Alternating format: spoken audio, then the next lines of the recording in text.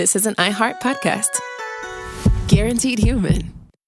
You're listening to a podcast, so you're doing something else too, like maybe scrolling home listings on Redfin, saving places you like without thinking you'll get them, because that's what house hunting has become. But Redfin isn't built for endless browsing. It's built to help you find and own a home. Redfin agents close twice as many deals as other agents, which means when you find a place you love, you've got a real shot at getting it.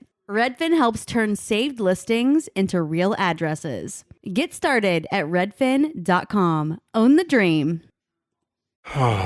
Sink into affordable luxury. Anabay is the only machine-washable sofa, inside and out. With stain-resistant slip covers and a cloud-like frame duvet, everything goes right in the wash. Plus, the modular design lets you change the look of your space anytime. Visit WashableSofas.com to upgrade your home. Shop up to 60% off site-wide, with sofas starting at just $699 and a 30-day money-back guarantee. Shop now at WashableSofas.com. Offers are subject to change, and certain restrictions may apply.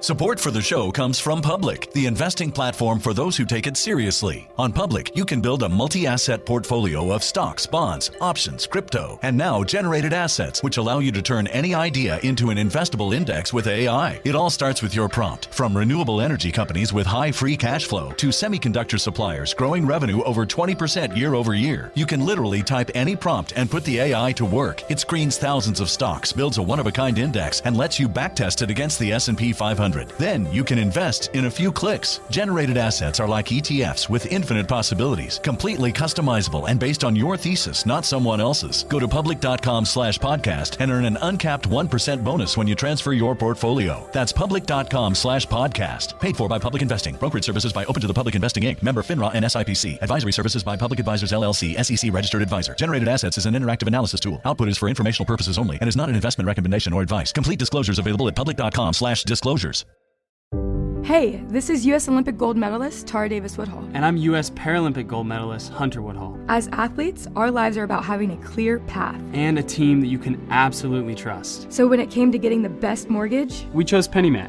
PennyMac is proud to be the official mortgage provider of Team USA and you. Learn more at pennymac.com. PennyMac Loan Services, LLC, Equal Housing Lender, NMLS ID 35953. Licensed by the Department of Financial Protection and Innovation under the California Residential Mortgage Lending Act. Conditions and restrictions may apply. Cool Zone Media. Hey everybody, Robert Evans here, and I wanted to let you know this is a compilation episode. So every episode of the week that just happened is here in one convenient and with somewhat less ads package for you to listen to in a long stretch if you want. If you've been listening to the episodes every day this week, there's going to be nothing new here for you, but you can make your own decisions. Today, Shireen and I are talking to our friends at PK Gaza, Ahmed and Abdullah. You might remember them from an episode we did last October, and I've interviewed them before for Men's Health magazine in the UK. PK Gaza is a group that teaches parkour and free running to young people in the Gaza Strip. They've been doing this for a long time, and they have some great videos you can find all over social media and YouTube. Both Ahmed and Abdullah had the opportunity to leave Gaza. Ahmed now lives in Sweden, Abdullah lives in Italy. We spoke a couple of weeks ago, but very little has changed since then, and I just wanted to note that Abdullah's audio is a little bit rough, but we thought what he had to say was really important, so we hope that you'll take the time to listen to it. My name is Ahmed Matar. I am 28 years old at the moment. I'm Palestinian from Gaza. Currently, I live in Sweden since 8 years ago. And yeah, I live in Sweden. I work with parkour and I live from parkour, and that's what I do here. And last summer was my first time visiting Gaza since 8 years. And yeah, but I'm back in Sweden. I was back in Sweden 1 month before the war started again. Yeah, a lot of things to say, a lot of things to express, and but yeah, that's me, Ahmed Matar, 20 years old from Gaza. Hello guys, nice to meet you all. I'm Abdul Gassab and I'm 27 years old. I'm also Palestinian. I'm proud of that. I'm from Gaza City originally, and I live in Italy right now for almost 3 years. We wanted to talk to them about how it feels to be outside of Gaza and wake up every day wondering if a bomb has killed your family or if your family is getting enough to eat. How have you been coping with dealing with, it's bad enough for those of us who don't have family watching the horrible things that happen every day, and every morning you look on your phone and it's something worse. How has it been for you guys? Just to give people an insight into how you're coping. From my side, I can say, life is stopped since the day that the war started. 6 months since this war, and every day just watching the news. I go to work and then I come back. While I'm at work, I'm just watching the news. I'm listening to the news, and that was my life since 6 months at the moment. And I don't feel to do anything else. I cannot feel like to train. I cannot feel like to enjoy or to forget what's going on there, because it's my family there, my friends, my people. If I feel like I want to forget about it, I feel like I'm like betraying my people, my family. So I prefer to just watch the news, feel the same as them, and just do my best to help them with what I can. But it's actually I just feel helpless at the moment, that I cannot do anything to them in a situation like this at the moment.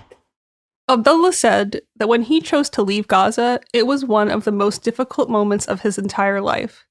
He knew that if he stayed, there wasn't much hope for his future, and he'd have to give up on so many of his dreams that would be achievable if he hadn't been born in an open-air prison. Now that he's left, he can pursue his dreams in Italy, but he struggles to express how difficult he has been finding being so isolated and distant from his friends and family.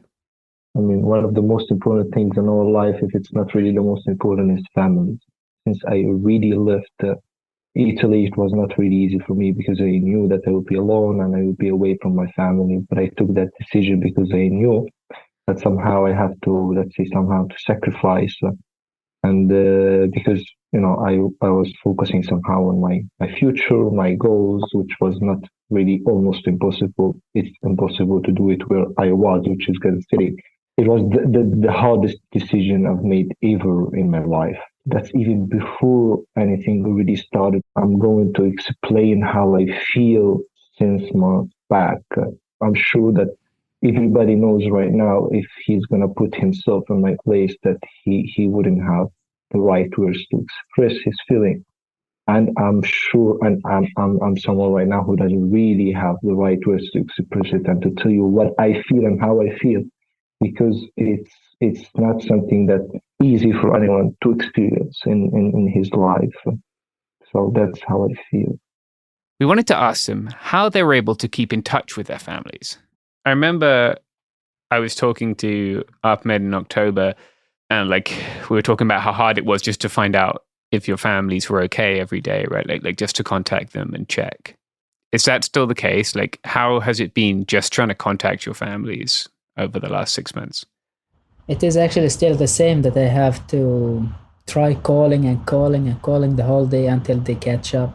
The connection is cut off, or it's almost impossible to get connected with them. So I have to try the whole day until I get someone answering me, because it's I guess it's because it's a small place where they are, in Rafah, and there is more than 1.5 million people, and everyone is trying to call to Gaza and to check with everybody in there. So it's make it hard to get connected easily with them. So I try every day, and for sure in the end it's better than before. At the moment when they were in Khan Yunis, it was that I had to ask my friends who live close to my area, and then they tell me if my family are okay or not. And sometimes I'm having no information about them for a whole week, and just worried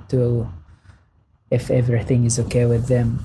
At the moment, I just wish for the best. That's what I am at home wishing everything is okay with them, but without knowing if it's them or another family who got bombed, because the TV is not showing a name or a family anymore, because it's, you're talking about more than 35,000 people getting killed, and to mention the names of every person getting killed, it's something impossible in the media, I guess. I just want to mention how does it feel for anyone who's really listening right now? How does it feel if you know that someone who's really the most important in your life, and you know that he's in danger somehow, and you're trying to call 1 day, 2 days, 3 days, or even for a week sometimes even it happened 2 weeks and 3 weeks, and you know that people, they are dying every day, and it might be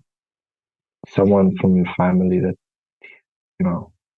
might something happen, and you cannot reach them because of the signal, or because of the connection, or because of whatever it is. How would you feel?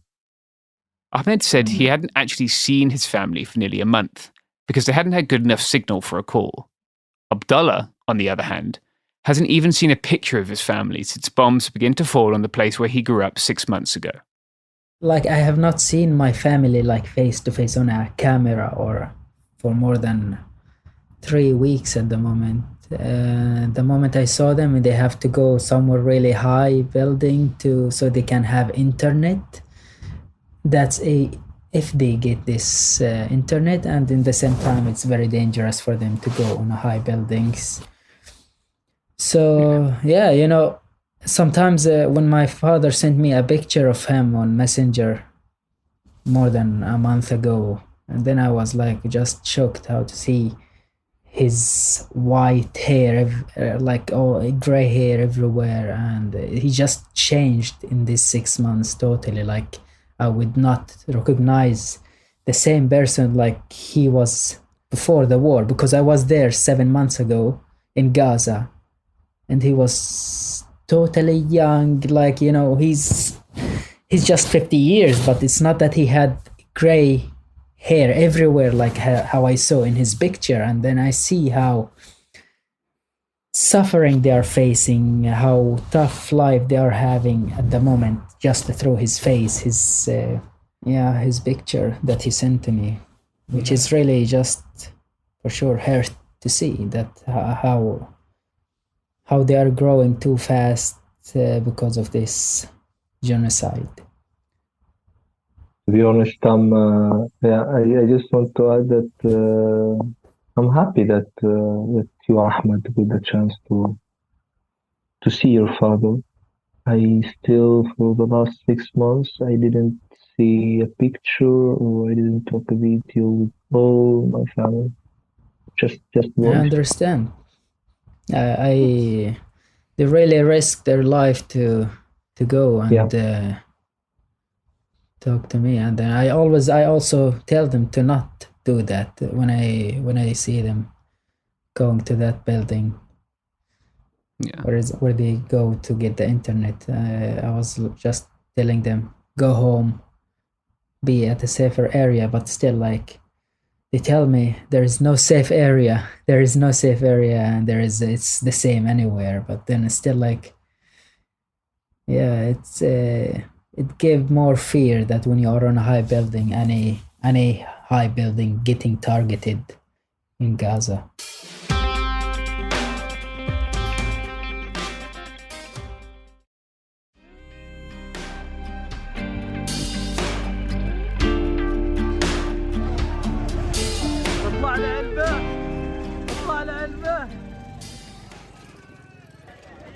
I have been having an extremely hard time looking at what's happening through my phone, witnessing the suffering of people who might as well be my family. They all look and sound like my cousins, my aunts, my uncles, my parents, my siblings. I can't even imagine experiencing this if it was my actual family. I genuinely do not know how I could cope with not being able to reach them for months, or not even knowing if they're okay. I wanted to know if Ahmed and Abdullah have found ways to cope, or at least ways to get through each day. Do you guys have a community that you can reach out to? Do you guys talk to each other a lot? How do you guys stay sane? Like, how do you not lose your mind just as everyone else goes about their life?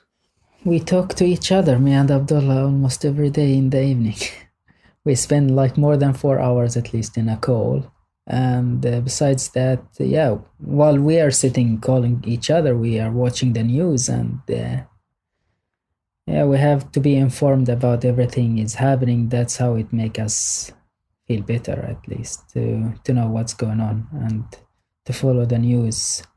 Nothing else can help it. I think I would not feel happy to go and enjoy while my family is not enjoying, and I don't feel good about it. It's not that I should enjoy. I feel like I'm not gonna enjoy until my family is safe, until my family is enjoying, and this is gonna take years, I guess. The trauma is that affected them from this genocide is gonna take a while to heal, to recover.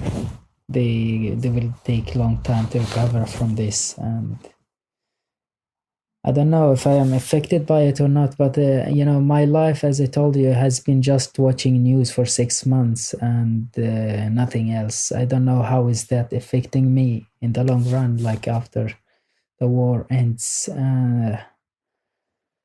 But for me, parkour has always been a way to recover, and I'm sure parkour will help me later. I'm always trying to say and to talk to myself, because I guess it's very important. Everybody has to talk to himself, because it's the most important thing. But Abdullah, come on, you're positive. Let's try to be positive. Try not to lose your mind. Try just to be normal, because at the end, anyway, you don't have anything that you can do in your hand, that you cannot change something. Like I have a friend of mine that already told her, I'm really proud of myself, that at least I'm trying to stay normal. I'm trying to keep myself and act as a normal person. But the main question is, I don't know till when I would be able to. I'm afraid that once it's going to happen, that I'm going to lose everything and I'm going to destroy everything. And of course, sometimes I'm trying to get out. I'm not trying to be alone. I'm just trying to keep my mind and my life a little bit more busy as much as I can. I've known Abdullah and Ahmed and several other members of PK Gaza since 2020. I worked on a story about them in 2021, which was about the last time I could sell stories on Gaza, because for the most part, you only get to write about people in Gaza when they're dying. I asked them about the well-being of some of the other members of the team. Saeed, he's in our thoughts all the time, and we will never forget him for sure. Saeed was like the last person I saw in Gaza when I left Gaza, and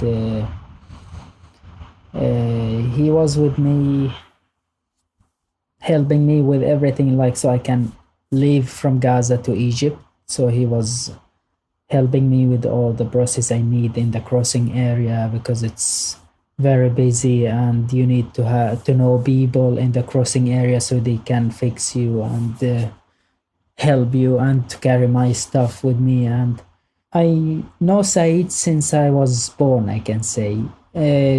Saeed's father and my father are very close friends, and since I grew up, like since I started to be aware on this life, I met Saeed, and we were friends, neighbors. We were always playing together, and then we decided to go for a Kung Fu club, and we started to train Kung Fu and martial arts together. And at the age of 9 years, me and Saeed also met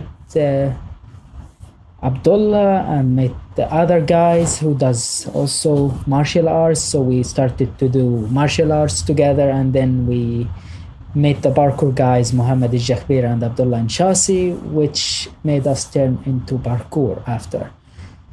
And everything I was doing in in my sports life and outside of my sports life, I was always meeting Saeed as a friend, as a brother, and we were at each other's houses and eating together.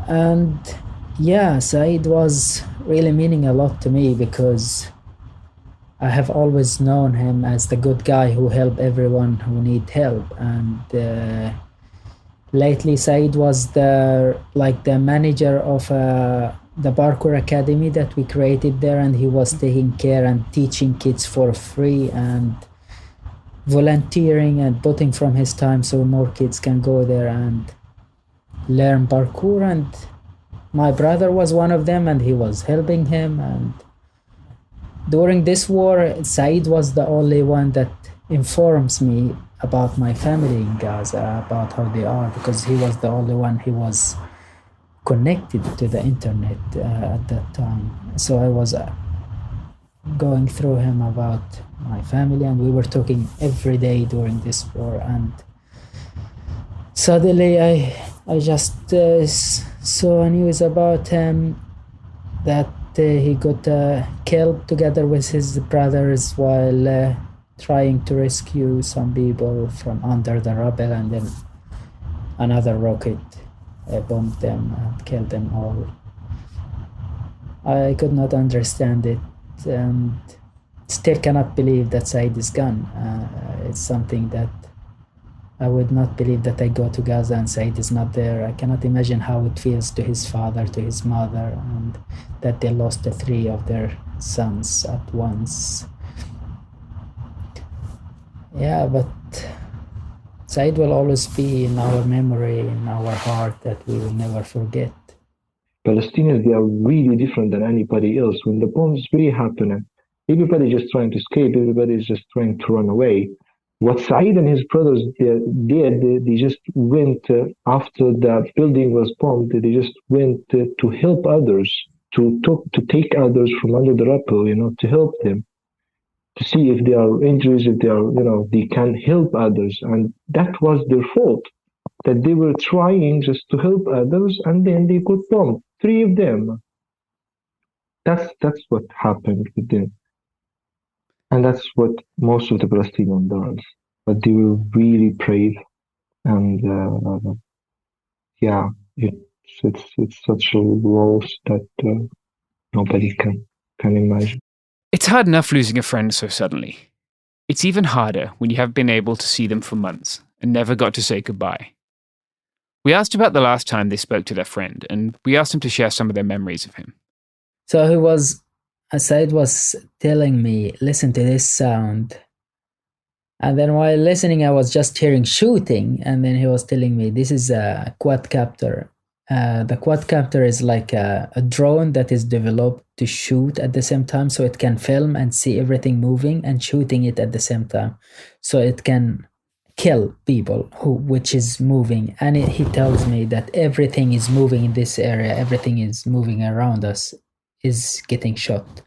And he was at his home and together with his family. And I was telling him, just Saeed, leave the area, go somewhere that is better, safer, or something that you don't have to hear this sound that you maybe can get killed inside your home. Because, this quadcopters is a drone that can go inside windows, anything, that it can go from the roof and enter your home.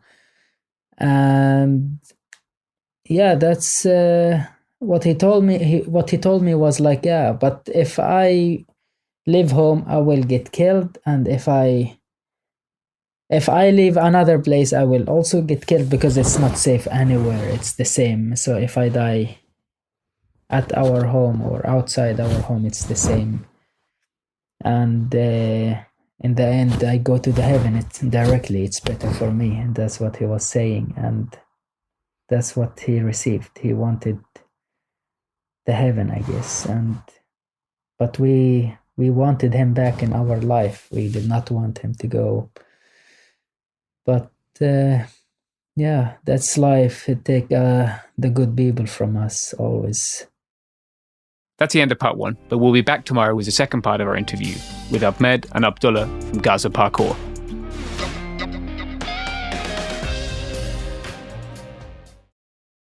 Tired of spills and stains on your sofa? Wash away your worries with Anabay. Anabay is the only machine washable sofa inside and out, where designer quality meets budget-friendly prices. That's right, sofas start at just $699. Enjoy a no-risk experience with pet-friendly, stain-resistant, and changeable slip covers made with performance fabric. Experience cloud-like comfort with high-resilience foam that's hypoallergenic and never needs fluffing. The sturdy steel frame ensures longevity, and the modular pieces can be rearranged anytime. Shop WashableSofas.com for up to 60% off site-wide, backed by a 30-day satisfaction guarantee. If you're not absolutely in love, send it back for a full refund. No return shipping or restocking fees. Every penny back. Upgrade now at WashableSofas.com. Offers are subject to change, and certain restrictions may apply.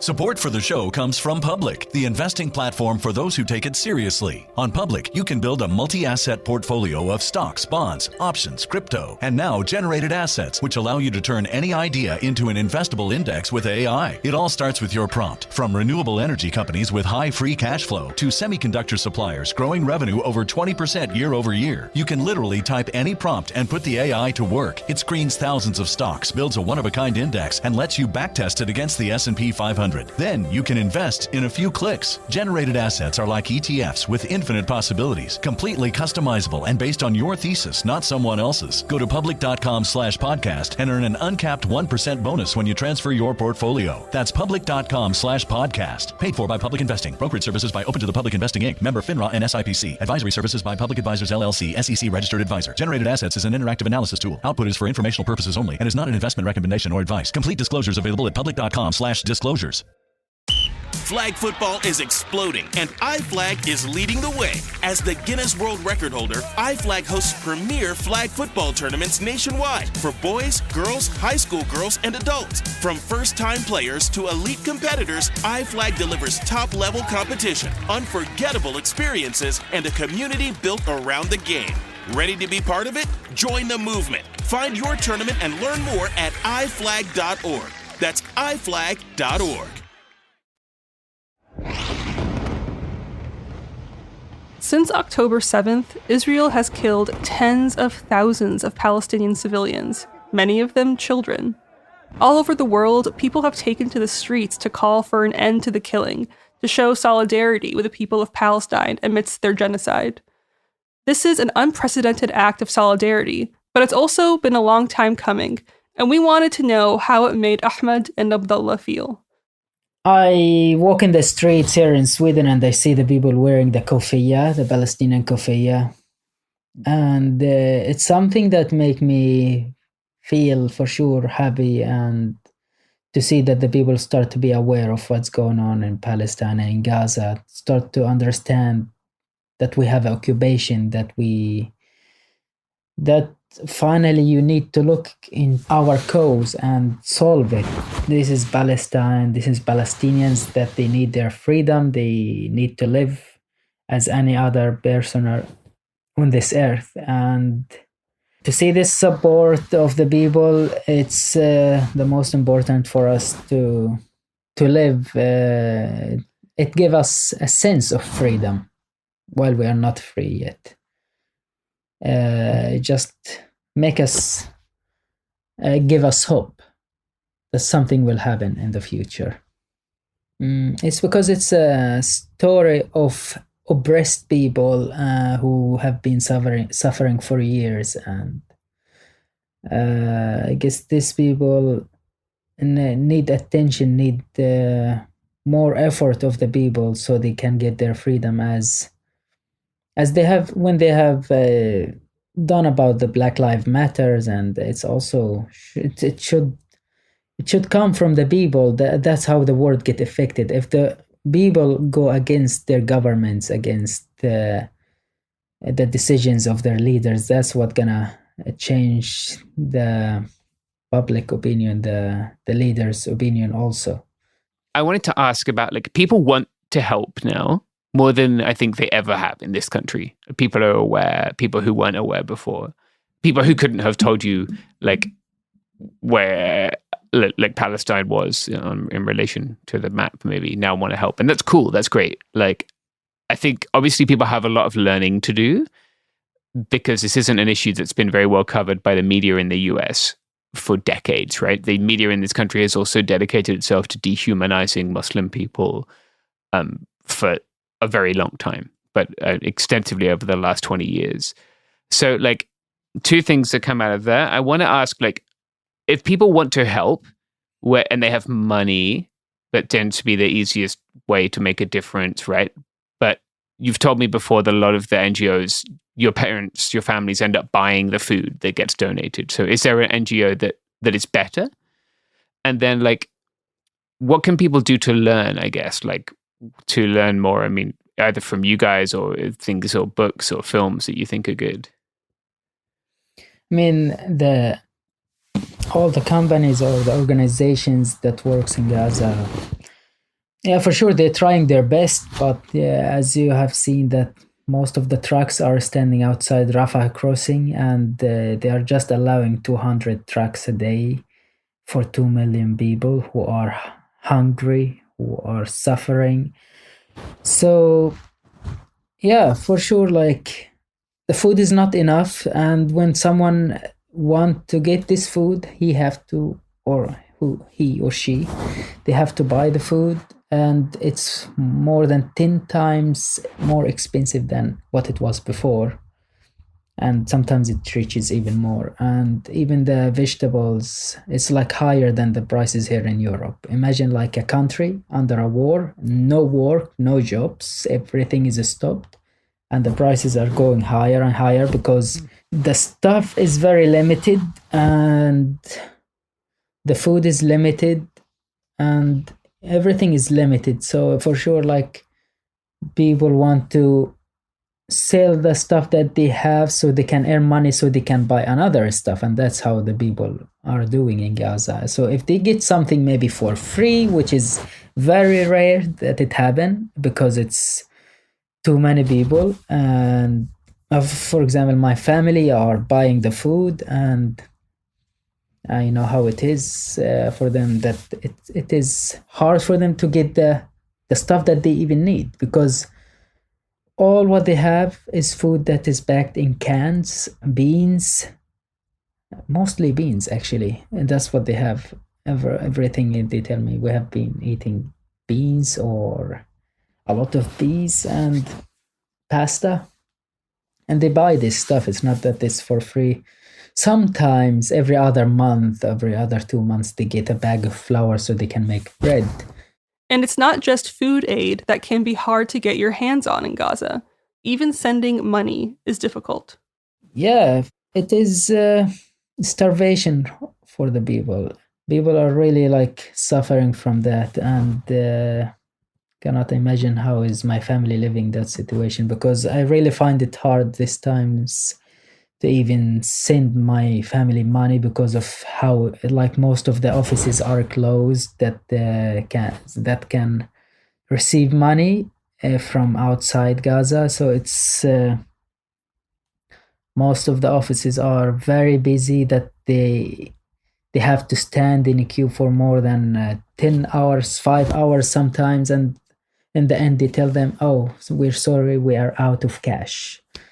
And that's what happens. Yeah, and imagine like the same money going and coming back. So it's sometimes there is nothing in the banks, there is nothing in the offices that is exchanging and receiving money from outside. Like Western Union is not working anymore, MoneyGram is not working, and now the people are using something like a crypto coin like USDT, and you know, to send $100, for example, they take like more than 15% of that.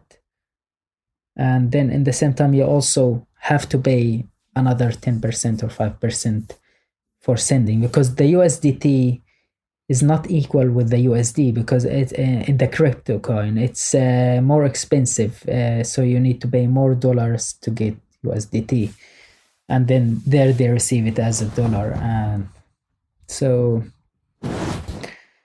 Yeah, to support, I suggest if anyone want to support or have the money that want to support a family or people in Gaza, the only thing is to actually contact the family that they want to support directly, because the all the support that goes through the organizations, the international organizations, it takes very long time, and in the end it reaches Gaza, and it's not enough for the people, and then the people have to buy it. It's not that it goes for free.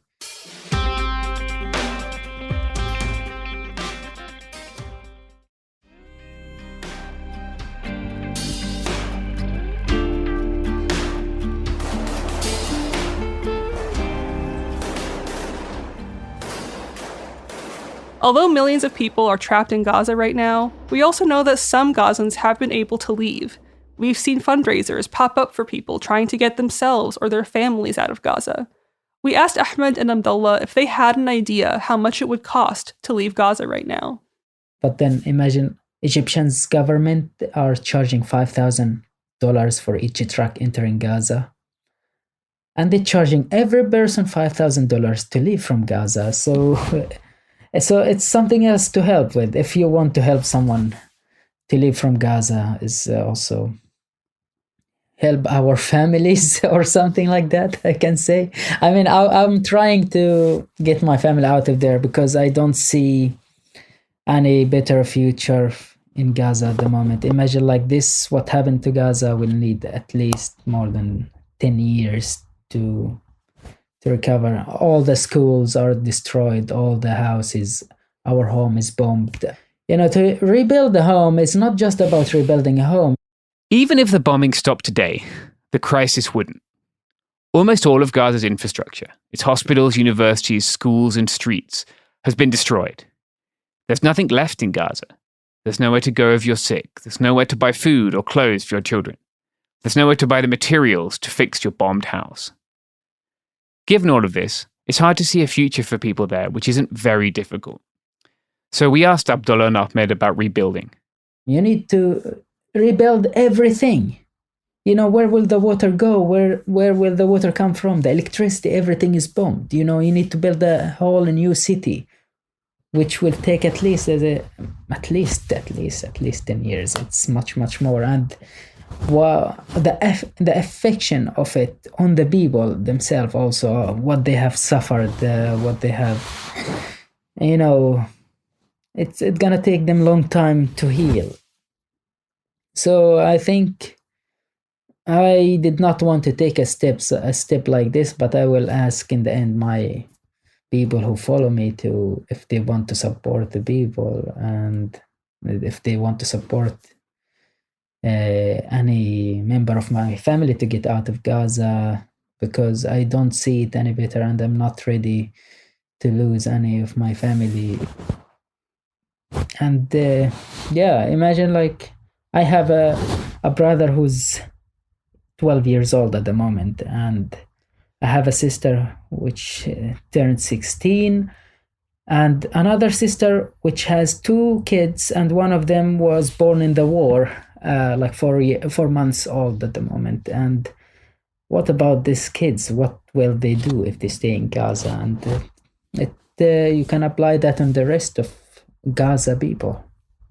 Abdullah's family and his brother's sons, his brother's kids.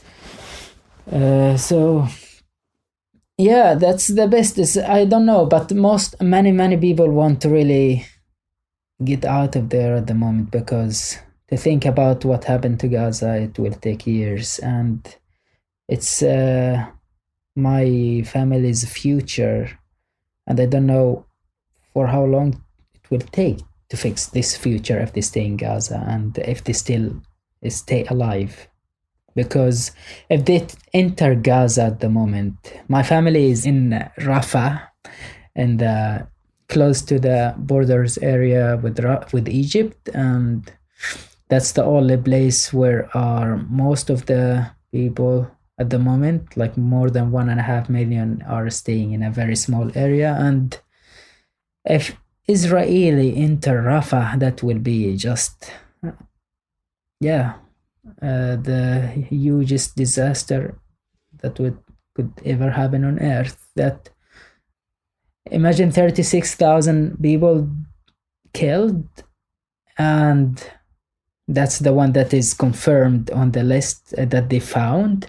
But thousands and thousands are like, they cannot confirm, like they are written unknown. They don't know who they are, and there's thousands under the rubble that they cannot get out, and many missing. So it could reach to 100,000 together with the injured people, and that's not a small number. And imagine if they enter to a place like Rafah, that will be just like double what have happened, at least. I hope that would not happen, but I see that the Israelis are very decided that they want to do that, even if no one would be able to stop them, they say, and they would do it even without the support of anyone, without the support of the USA or without. And that shows how criminals they are, I can say. That they want just to slaughter all the people in Gaza. They don't care about civilian or not civilian.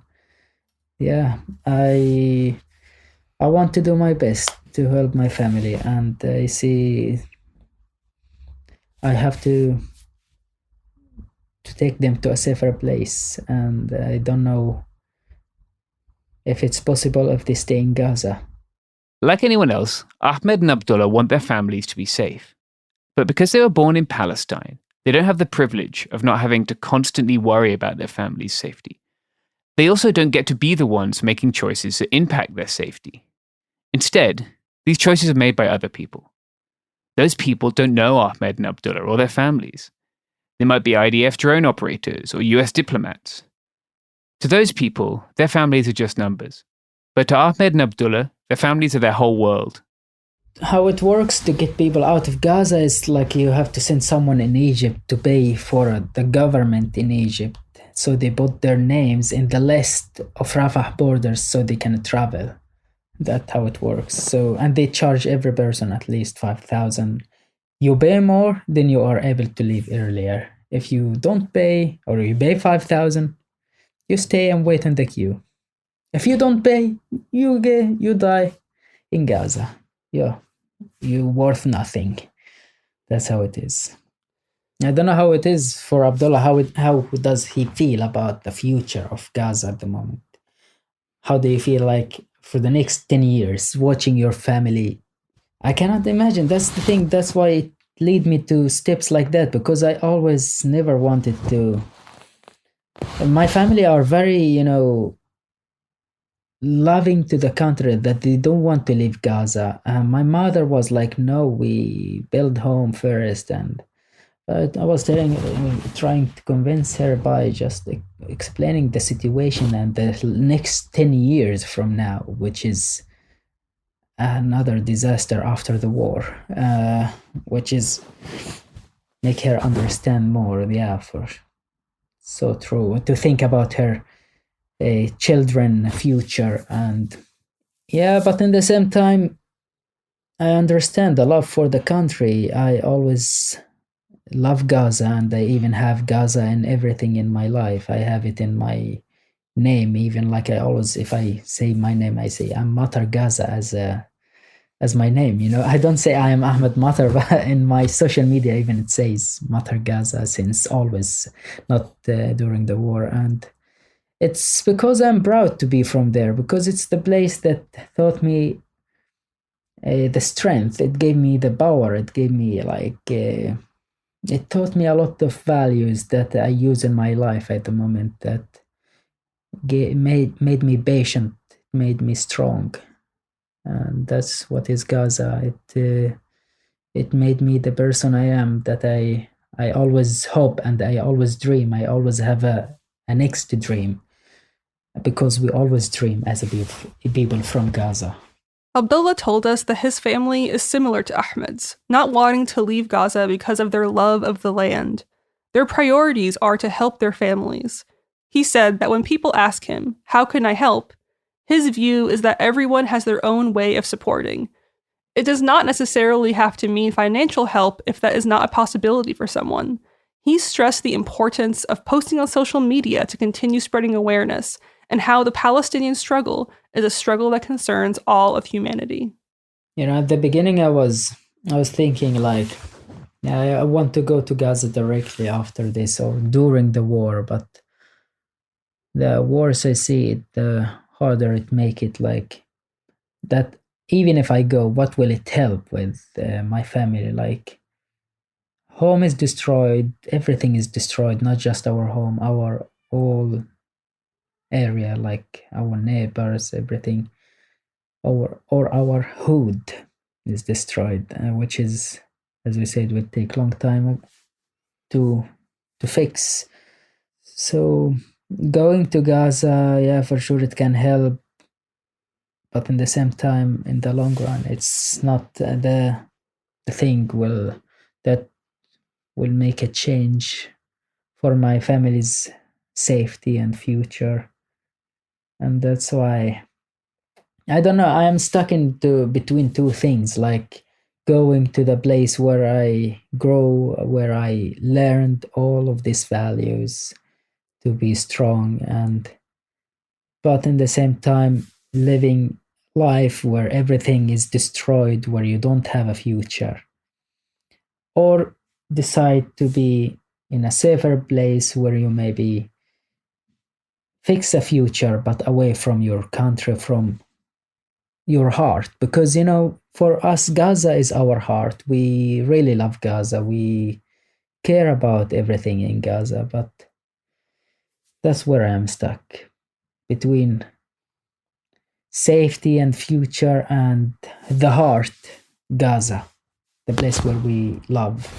We really appreciate you, both of you guys, sharing your feelings and your stories. And I think Abdullah made a great point about how even if you can't support financially, there's a huge benefit of continuing to share posts about Palestine and continuing to talk about it and not letting life just go as usual and making people remember what's happening and not letting them forget. So I think that's important to remember for all the listeners. Just if you're able, like, the least we can do is talk about Palestine. That's the very least you can do. Thank you. It was a pleasure to talk to you and share the story with you, for sure, and to tell you the situation of every person who's living outside Gaza, away from their families.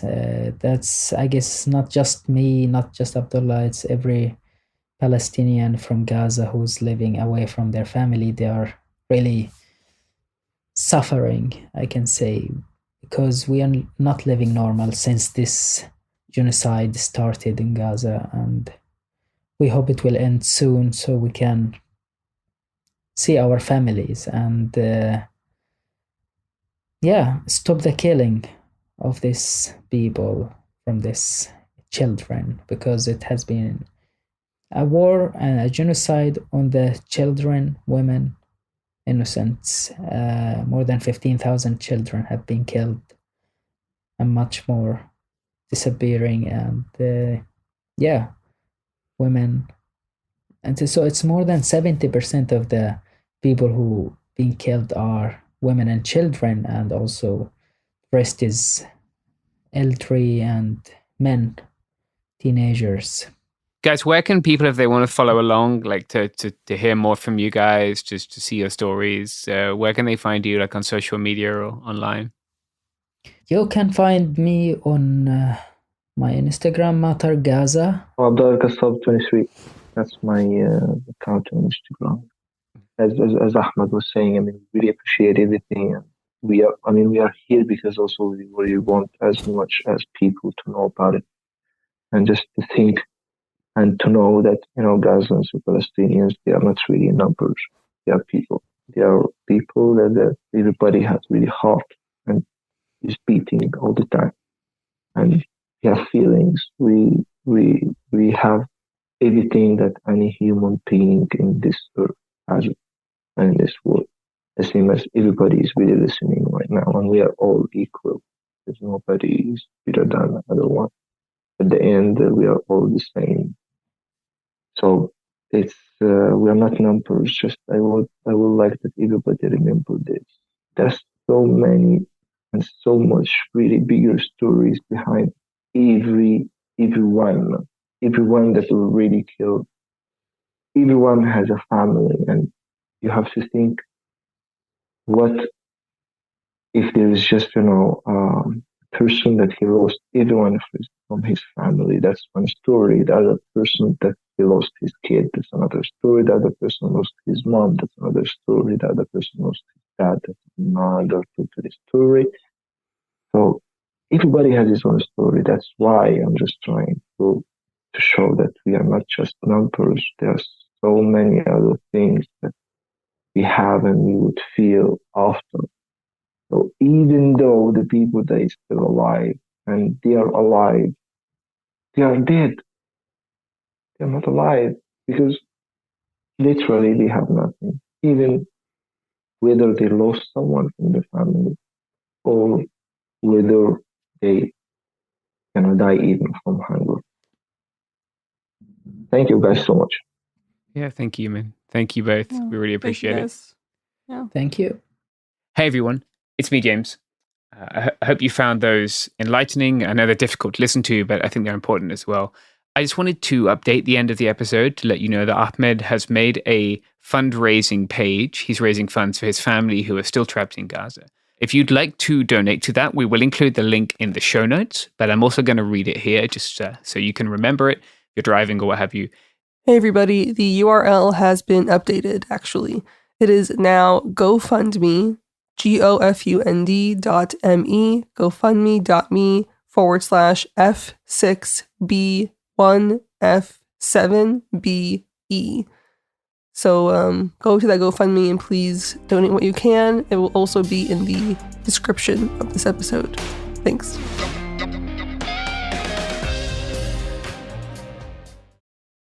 Tired of spills and stains on your sofa? Wash away your worries with Anabei. Anabei is the only machine washable sofa inside and out, where designer quality meets budget-friendly prices. That's right, sofas start at just $699. Enjoy a no-risk experience with pet-friendly, stain-resistant, and changeable slip covers made with performance fabric. Experience cloud-like comfort with high-resilience foam that's hypoallergenic and never needs fluffing. The sturdy steel frame ensures longevity, and the modular pieces can be rearranged anytime. Shop WashableSofas.com for up to 60% off site-wide, backed by a 30-day satisfaction guarantee. If you're not absolutely in love, send it back for a full refund. No return shipping or restocking fees. Every penny back. Upgrade now at WashableSofas.com. Offers are subject to change, and certain restrictions may apply. Support for the show comes from Public, the investing platform for those who take it seriously. On Public, you can build a multi-asset portfolio of stocks, bonds, options, crypto, and now generated assets, which allow you to turn any idea into an investable index with AI. It all starts with your prompt. From renewable energy companies with high free cash flow to semiconductor suppliers growing revenue over 20% year over year, you can literally type any prompt and put the AI to work. It screens thousands of stocks, builds a one-of-a-kind index, and lets you backtest it against the S&P 500. Then you can invest in a few clicks. Generated assets are like ETFs with infinite possibilities, completely customizable and based on your thesis, not someone else's. Go to public.com/podcast and earn an uncapped 1% bonus when you transfer your portfolio. That's public.com/podcast. Paid for by Public Investing. Brokerage services by Open to the Public Investing Inc. Member FINRA and SIPC. Advisory services by Public Advisors LLC, SEC registered advisor. Generated assets is an interactive analysis tool. Output is for informational purposes only and is not an investment recommendation or advice. Complete disclosures available at public.com/disclosures.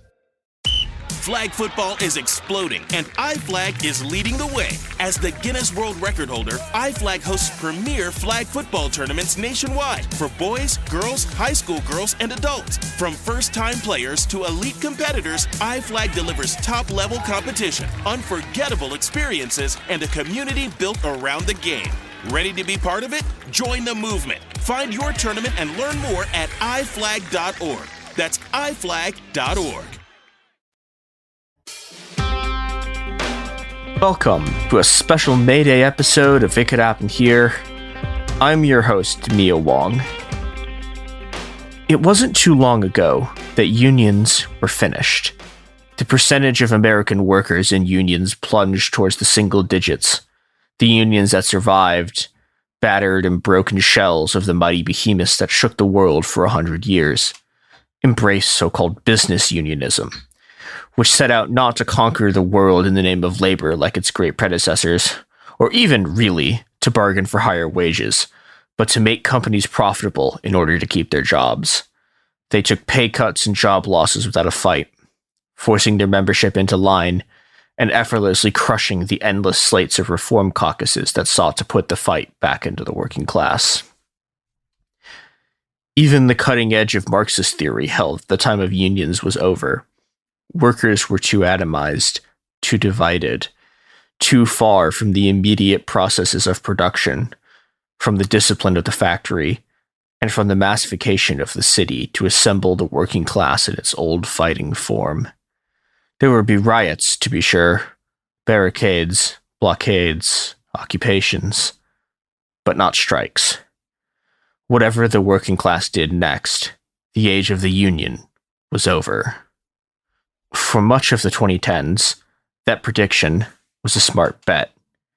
The bold proclamation of Wisconsin trade unionists that organized labor would turn back the tide of the Tea Party fell to ruin under the failure of their attempt to recall Wisconsin's hated union-busting governor, Scott Walker. The Tea Party's march continued unimpeded, radicalizing even further in the wake of the 2014-2015 uprisings in Ferguson and Baltimore, to produce not the victory of the working class, but Donald Trump. Even success stories like the rejuvenation of the mighty Chicago Teachers Union, AFT Local 1, by a bold reform caucus called the Caucus of Rank-and-File Educators, or CORE, who waged a pair of unexpectedly wildly popular strikes, was tainted by the reality of limited wins and labor conditions in Chicago schools that remained appalling. Even as the left returned in the wake of Occupy, Ferguson, and the election of Trump, union membership continued to plunge, and capitalists and Marxists alike continued to herald the union's demise. They were wrong. History, it seems, delights in irony. It was the dead-enders fighting hopeless battles and reform caucuses losing union election after union election. It was the Wobblies fighting losing campaign after losing campaign, desperately trying to organize the unorganizable fast food and retail workers. It was rank-and-file Marxist trade unionists waiting 60 long years, their comrades dead and gone, for somebody, anybody, to hear their plans for shutting down capital's logistics networks. It was labor notes, 16 staffers compiling endless analyses of labor struggles for a crowd that couldn't have filled a baseball stadium. Who was right? Unions are back. While still small compared to the height of union power in the 1950s, 2023 saw a wave of massively popular strikes waged by unions from the massive behemoths like the UAW and the Writers Guild to tiny independent coffee unions whose members' larger existing unions would rather spit on than spend a single cent attempting to organize. Only the direct intervention of the president to break a rail workers' strike before it could start, and the last-second betrayal of Teamsters leadership stopped 2023 from being this largest strike wave of the modern era. Basking in its triumphs and conspiring to win more was Labor Notes. Labor Notes is a curious beast. It is simultaneously a journal that publishes news about labor struggles, a network that brings together a group of disparate rank-and-file union reform movements, largely but not exclusively from the US, maintaining a strong emphasis on solidarity and organizing with workers in Mexico, and a labor conference that runs every 2 years. It is a relic of another time, whose time, it seems, has come again. Labor Notes was founded in 1979 as a way to coordinate and expand the inter-union connections formed in the United Mine Workers of America's 1979 bituminous coal strike, It's one of the last direct connections to the era where labor was strong. Unwittingly tasked with keeping the flame of labor alive during the neoliberal downpour. 2 weeks ago, they held their largest conference ever. 4,500 people crammed into the Wyatt Regency next to Chicago's O'Hare International Airport. At least 1,000 people who tried to register were turned down. I personally watched interested workers turned away at the door because the venue's conference halls had already reached the max capacity for fire safety. Labor, we can safely say, is back. It is returning to the South, the great rock unions have shattered upon for 100 years. It's moving in new directions, towards service workers, previously thought impossible to organize. Most of all, it's moving towards something we'd almost forgotten was possible. It's moving towards victory. The first thing you notice about Labor Notes is its staggering diversity. Young punks in battle jackets sat on benches next to old anti-war protesters from the 60s. Independent trade unionists and feminist activists from Mexico rubbed shoulders with battle-hardened American union nurses. White middle-aged longshoremen and women plotted with young queer Amazon warehouse workers to maximize the power of logistics strikes. You saw old industrial organizers from the 60s passing down lessons and tactics and stories of strikes that otherwise would have vanished into the mists of history. Media workers fighting for their first contract. The lowliest rank-and-file workers chatting in breakout groups with union presidents. For all the talk I've done in this show about how many union organizers are trans, even I didn't expect to see this many trans people. It's a cross-section of the American working class come to fight. And that, above all, is what this Labor Notes conference was about. Fighting. The most direct conflict came on the first day of the conference, when Palestinian union activists called for a pro-Palestine demonstration outside the hotel. The cops arrested 3 people in an attempt to clear the street. This, rather predictably, was a terrible idea. Instead of backing down, the crowd of several hundred union activists almost immediately surrounded the lone car and demanded they let their prisoner go. What happened next, to use a technical term, fucking ripped. A bunch of kids had a rave to the changing police sirens. A 50-year-old white dude from the electrical worker stood next to me, a Chinese trans woman from a podcast union, a bunch of longshoremen, Teamsters, staffers from unions you wouldn't believe even if I told you, Palestinian trade union activists, nurses, punks from independent unions no one else in the crowd could have named. An entire mass of unionists stood their ground and refused to let the cops take one of ours. A tradeswoman with drums marched around the police car, and we all sang, "Which side are you on?" After 2 hours, the police gave up to a crowd screaming union power at the top of our lungs. It was an incredible display of solidarity that set the tone for the rest of the event. We were going to fight the bosses together, and fuck them if they came for us. This is not to say there weren't divisions. A group of protesters broke away from the cop car to demand that Chicago Mayor Brandon Johnson, the darling of the Chicago Teachers Union, come tell the cops to let our people go. Now, whether or not this would have worked is up to some debate. These cops were not Chicago Police Department, they were the cops of Rosemont, which is technically a separate entity from the city of Chicago. However, Labor Notes staffers and securities tried to stop the protesters from reaching Brandon Johnson and ended up throwing punches at the protesters as, to quote one observer, "Union brother fought union brother." This fight reveals one of the important tensions in the movement. Should unions continue to back imperfect center-left politicians in exchange for some political benefits, or should they take a hard line against politicians who betray their fundamental political principles? Brandon Johnson is a microcosm of the debate. On the one hand, he was elected with enormous resource expenditure from the Chicago Teachers Unions. On the other hand, he's been locking immigrants in tuberculosis-ridden camps as the city lurches from crisis to crisis. Even many of Chicago's other unionists were never happy with him in the first place, as he failed to use his previous position to come to the aid of striking nurses. When the two points of view collide, there's a fight. On a national level, the conflict is the question of Joe Biden and Palestine. At Labor Notes itself, there's strong support for Palestine. Palestinian solidarity panels were packed to the rafters with workers from every sector imaginable and activists from across the world. I saw UAW workers deeply unhappy with their union leadership's decision to endorse Biden, a decision made by maybe 5 members of an executive committee without a vote from the union. But therein lies the issue.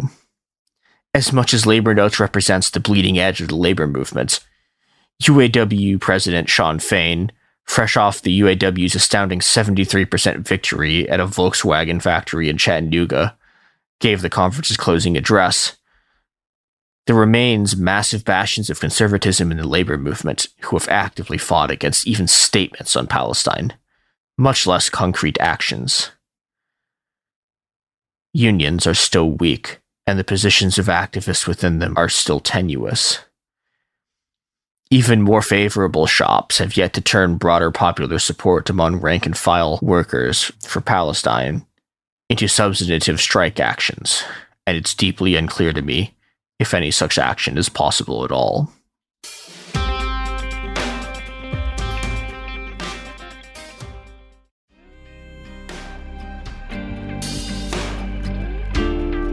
My pessimism on labor's willingness and ability to stop the genocide in Palestine, a pessimism reinforced by watching the rapid spread of student campus occupations while labor remains silent, or perhaps more precisely, dormant, is broadly in tension with my optimism at effectively everything else that I saw there. There is incredible organizing going on at Labor Notes. People are coordinating rank-and-file links between unions whose staffers and leaderships hate each other for grudges whose origins have passed into the mists of time.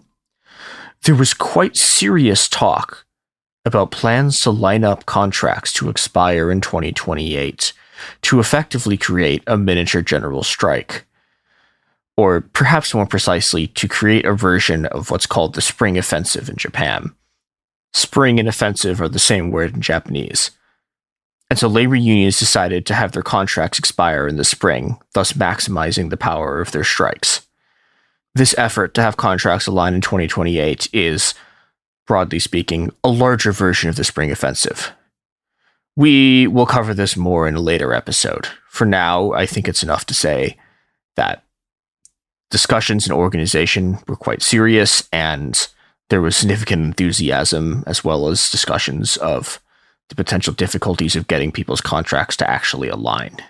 People are organizing to bring their unions together on a sectoral base to share resources, coordinate, set standards for contracts, and generally help each other more effectively oppose the bosses and unions that rule them all. Labor Notes has also, from the beginning, been an incubator for reform movements inside of unions attempting to wrest control from corporate administrative caucuses. These reform movements almost always lose. The last 50 years is littered with defeats in union election after union election with sub 10% turnout. And yet, little by little, these groups are starting to win. We heard from a number of smaller rank-and-file efforts that had successfully taken control of their unions. The first major victory was a rank-and-file slate taking over the management of the notoriously corrupt and cliquish Teamsters.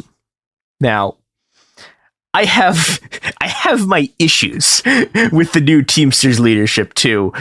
There are something like 2 entire hours of this show dedicated to how angry rank and file Teamsters were over the fact that UPS workers didn't go on strike last year due to their leadership cutting a deal with management.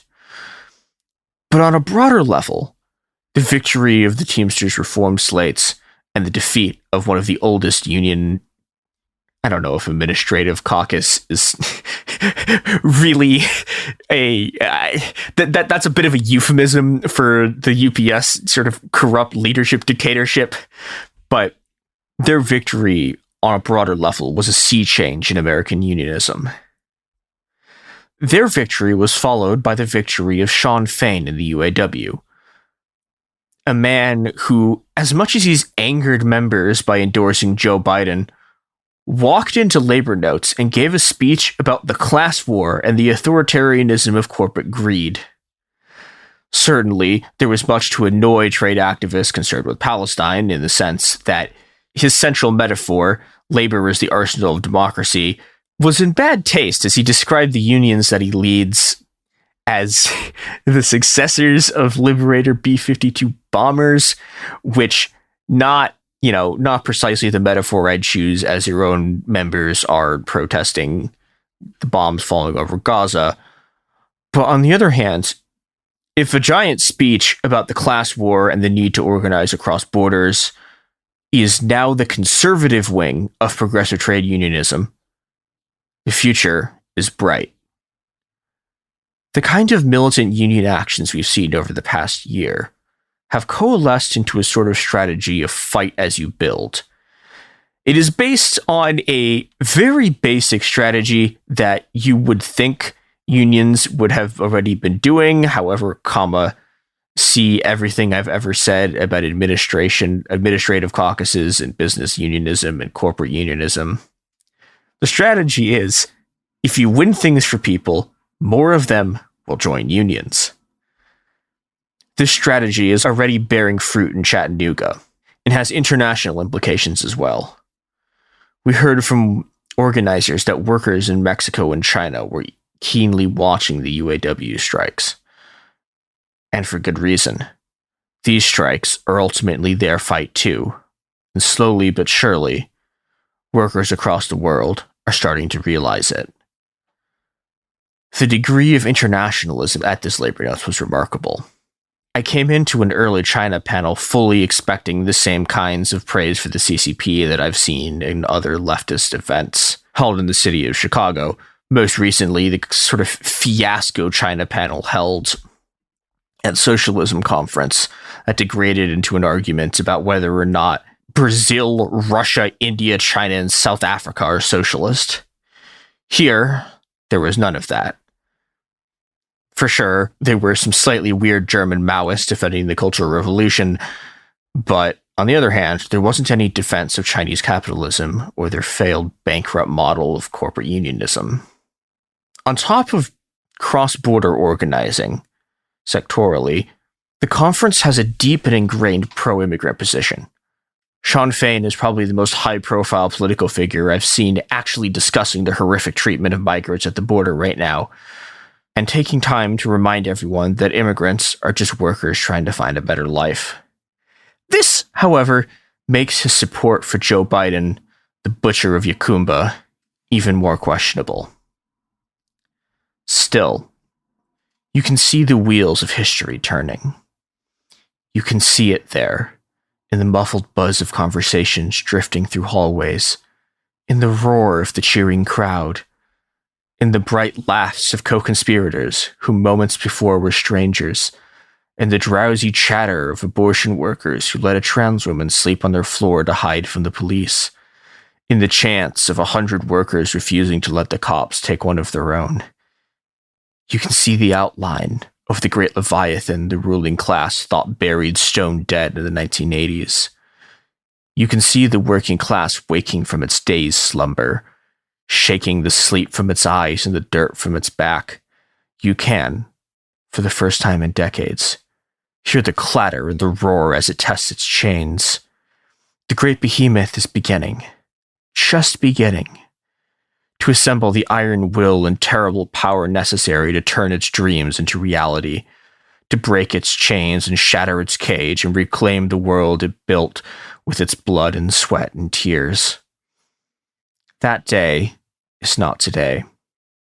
It's not tomorrow. But for the first time in my life, it could be the day after that. This has been It Could Happen Here. Happy May Day, everyone.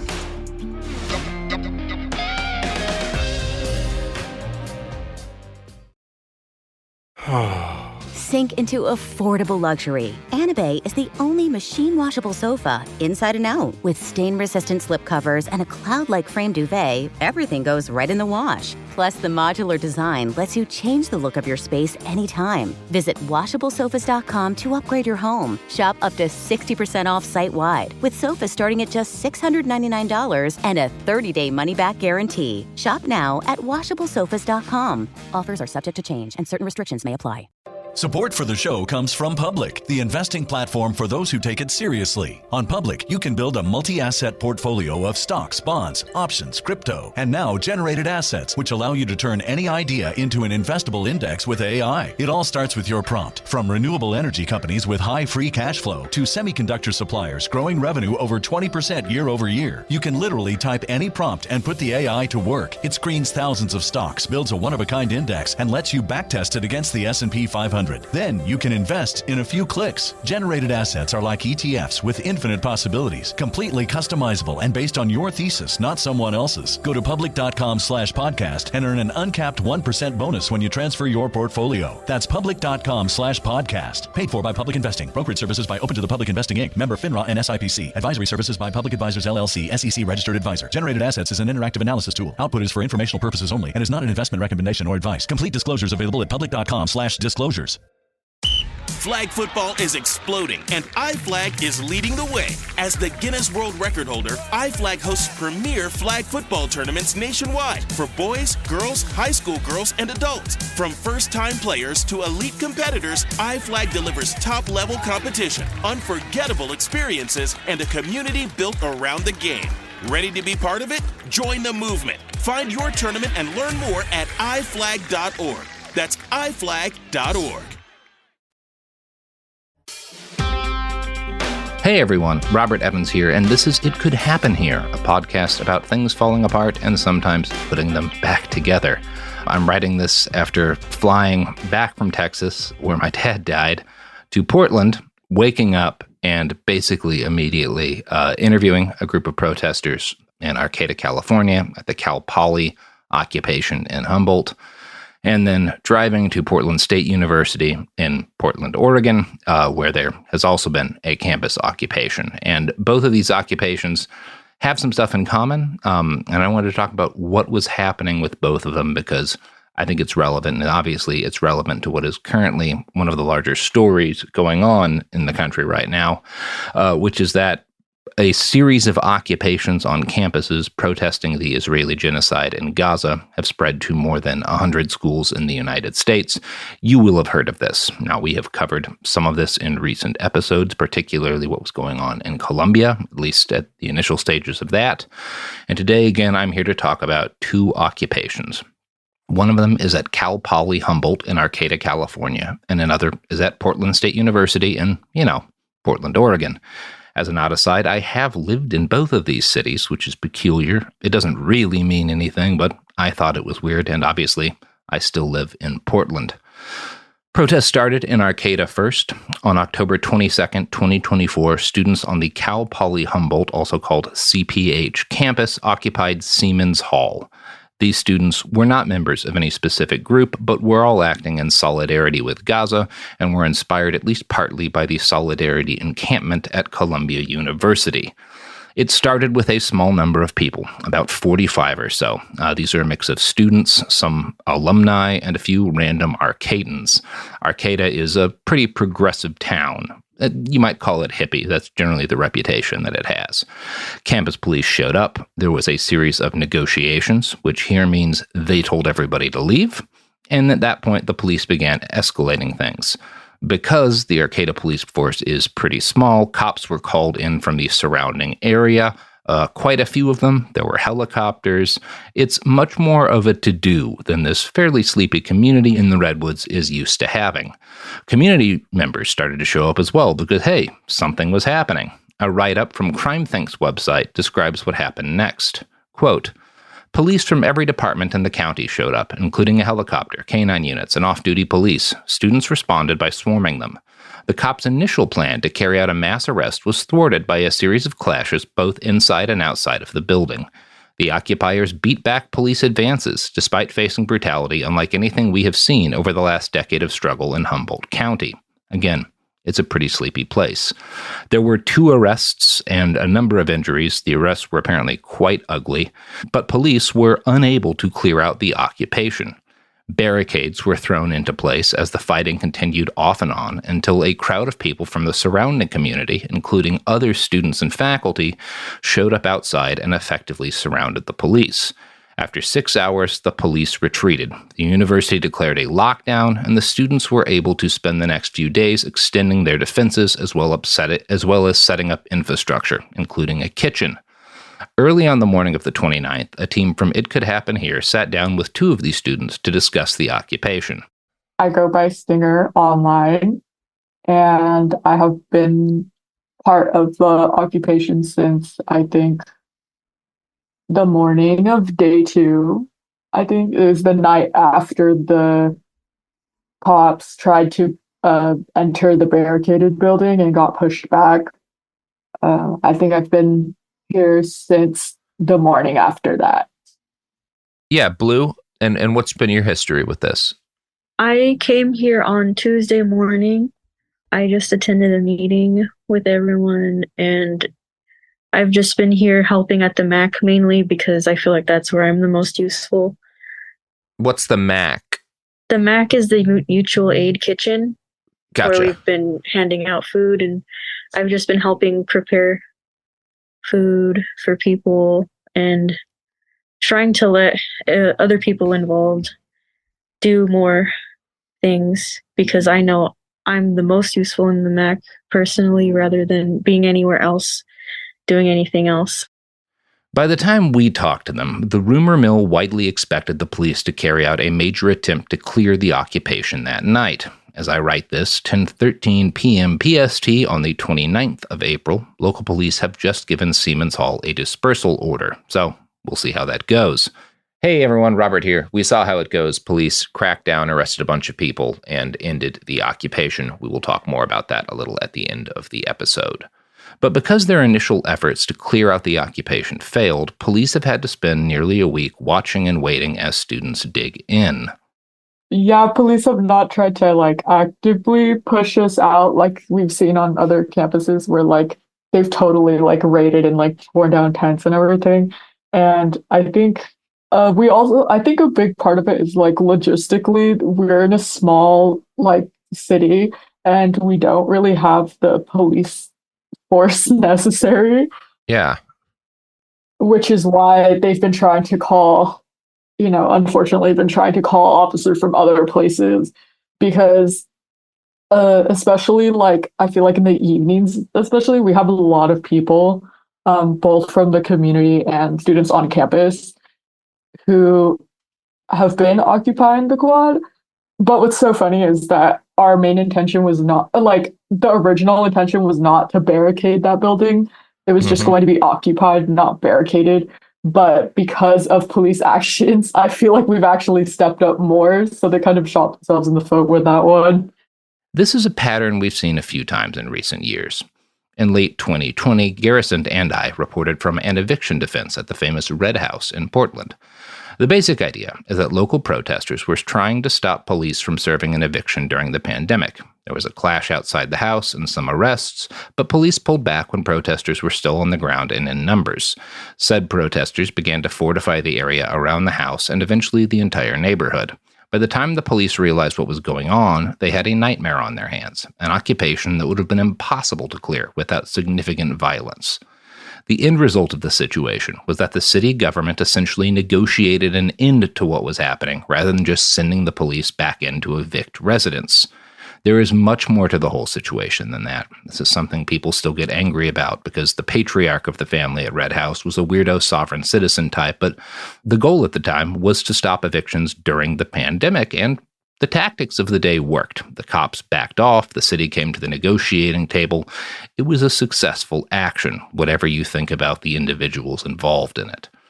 After the call that Garrison, Mia, and myself had with those Humboldt students, and we will hear more from them later, I got a message from a source that an occupation was also brewing on the Portland State University campus. Or rather, that it was going on, and folks were worried things were about to escalate. But don't you escalate until you've listened to these ads? Anyway, here they are.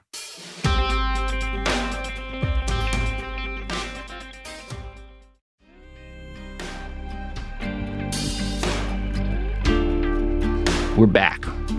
Actions at Portland State University started on Thursday the 25th, and it was initially pretty simple. One tent and one banner strung between trees in front of the Branford Price Miller Library steps. Social media did its thing once this first tent was up, and the encampment slowly grew to maybe half a dozen tents by midnight. At around 1:20 a.m., the police swept the encampment. Only a few people were awake, and less than 20 people were present, against maybe 40 riot officers. The police pushed people out of the encampment. They went straight for the supply tent and took everything, loading medical equipment, food, etc., into City of Portland trucks and hauling it away. It was a bad night for a lot of people. But what I gleaned from interviewing some of those folks was that they had learned one crucial lesson, which was that Portland police weren't willing to fuck with people or property that was sitting on the PSU steps. This is probably a jurisdictional thing. School property is the responsibility of the PSU campus police. PPB could police the park outside, but either couldn't or just didn't want to be arsed in dealing with the complications that might be caused by going into school property themselves. So the school had to deal with the unenviable complication of the fact that these were their students protesting at a famously progressive school, and having their cops clear them out, especially if it caused violence or somebody got seriously hurt, would be a real PR headache. The administration at Humboldt University and famously progressive Arcata ran into a similar problem. In the days after the police backed away from their initial confrontation, students developed a list of demands by consensus. Here's one of our sources from the Humboldt occupation again, and their description of the demands have been cut together from a longer interview. Some crosstalk has been edited out to make things flow a bit more clearly. Anyway, here's those demands. Okay, so students with the mediation faculty have reached out to administration in hopes of re-engaging negotiations. So we would like administration to agree to the following three demands. 1, de-escalate. We demand the immediate removal of police from university campus. We also demand the immediate re-enrollment of students who have been suspended and a promise to not suspend, resuspend, or expel any student protesters as a result of these accusations, because they were claiming, that we had committed property damage and trespassing and things like that. And that was a lot of the reasons that they gave for suspending us, like in the email we received about interim suspension. 2 was divest. We demand that the Cal Poly Humboldt Foundation commits to an audit and subsequent divestment from any funds related to Israel, Israeli products, or Israeli companies. And this includes those that own factories on stolen Palestinian land in Israel. There are 4 specific funds that, at the minimum, we demand the divestment from within the next 6 months. These were TILCX, DFSTX, FEUPX, and DODFX. And we did research into these holdings that these funds have and how the companies that they may have holdings in are connected to Israel. So, for example, TILCX, their top 3 holdings are in Qualcomm, Wells Fargo, and Chubb. Qualcomm is an information technology company that does the majority of its technology development in Israel. So they have factories there, and that's kind of where they develop their smartphone chips and tracking intelligence, which is kind of 2 of the main things that they work on and sell. And then Wells Fargo was part of a $500 million loan deal with multiple other lenders that was supporting Elbit Systems, which is an Israeli military weapons manufacturer. So those are 2 of the big ones just from the first fund that we had looked into. And our third demand was declare. In solidarity with universities across the globe and for all Palestinian people, including their martyrs and refugees, we demand a ceasefire statement from Cal Poly Humboldt calling for an immediate and permanent ceasefire in Palestine. And we encourage all other California state universities and universities of California to do the same.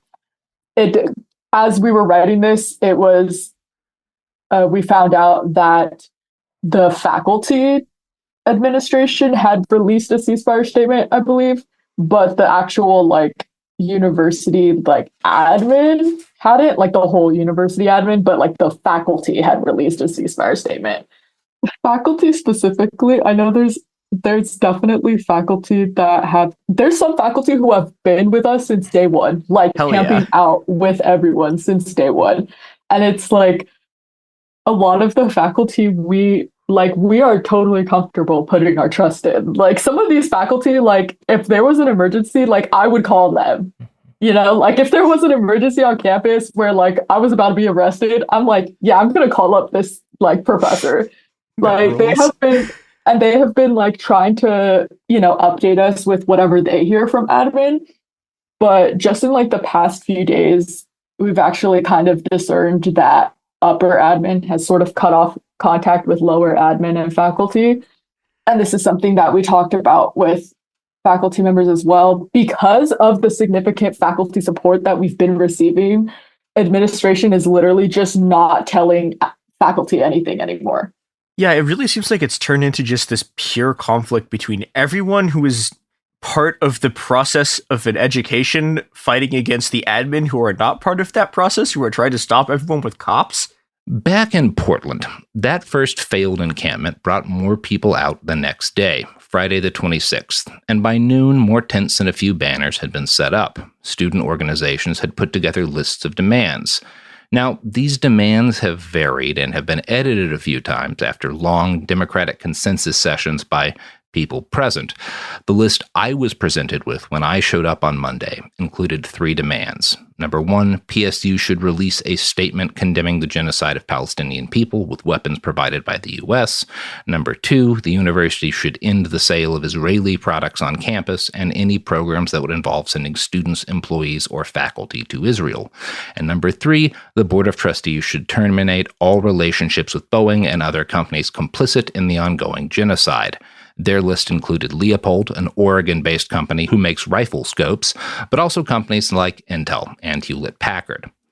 Boeing was the company I heard referenced most by protesters. The aerospace company, which is involved in the manufacture and design of just so many weapons, has a partnership with Portland State University. Later on Friday, the same day that these lists of demands started coming together, the school president, Ann Cudd, announced a pause to the school's relationship with Boeing to address these protester demands. Precisely what pausing this relationship means is unclear, and a lot of the people I talked to felt like it essentially meant nothing. But Cudd wrote, quote, PSU will host a forum at which these concerns can be carefully framed and debated. We will organize a 2-hour moderated debate in May to include faculty and student voices. So, whatever that means. By late in the day Friday, media had started showing up in numbers to report on the occupation, which was still quite small, but bigger ones were happening all over the country, and if you're local news, you want to do anything you can to tie your area into whatever the big story is nationwide. So, good excuse to show up. There was also some conflict between local student groups at this point and unaffiliated groups of activists, some of whom were also students, over whether or not to keep occupying over the weekend and keep attempting to, keep an occupation in place despite police crackdowns, or to save their strength for a new concerted push on Monday. At any rate, some people stayed, and by 7 p.m. that night, Friday night, the Portland Police Bureau showed back up in full riot gear. Park rangers told protesters to exit the park area, and a standoff ensued. While some protesters confronted police head-on, a smaller group of activists used this as a distraction to move a number of tents onto the library steps, having noticed that PPB didn't seem to be willing to go directly onto campus property. Once this was done, the folks confronting the riot line gradually pulled back to the steps. The police seemed confused or at least put out by this. They left for a while, then returned briefly to cut down the banners hung on the trees. I was told, a number of people mentioned this kind of laughingly when I was around, that the way in which the police justified this was that a recent anti-camping, public camping measure meant to target the homeless specified that the kind of thing that a banner hung against, like basically the fact that the banner touched trees in two different areas or like touched two different trees meant that it would count it as a tent, and so they were allowed to take it down. It all sounded pretty silly to me, but students and others on campus property and the library were left to barricade the area around the library at will. They started with pallets brought by an anonymous benefactor. Both sides of the staircases into the library were initially blocked. This only lasted until Saturday morning, when Ann Cudd, president of the university since August of 2023, visited the encampment. Different protesters I have talked to related this event in different ways. Some described her visit as essentially chill, others described Ann as quite angry and even threatening them. I was not there. The end result was an agreement, though. If protesters allowed students to continue to have access to the doorway into the library, so students could still use the library, PSU wouldn't send in their cops or call in the city cops to clear out the occupation. After what one source described as much heated discussion, protesters agreed to this arrangement. Now, variations of stuff like this are common in occupations at schools that get this far. School faculty are often sympathetic to student actions, or at least to the students taking part in them, and supporting crackdowns is dicey for the administration. At Humboldt State University, the administration attempted to de-escalate and eventually euthanize the movement by trying to provide a safety valve, a way for students who'd had enough to leave, along with the suggestion, but not the actual legally binding promise, that they wouldn't be punished if they did. And here's another clip from that interview. I understand that the school even set up basically a booth where you could come and officially deregister yourself from the protests in order to not get expelled or something like that. Is that I think it was unclear to me from what I read, exactly how that system was supposed to function, but it seemed kind of shady. So they wanted us to, so they set up a table by one of the exits and they wanted us to give them our information.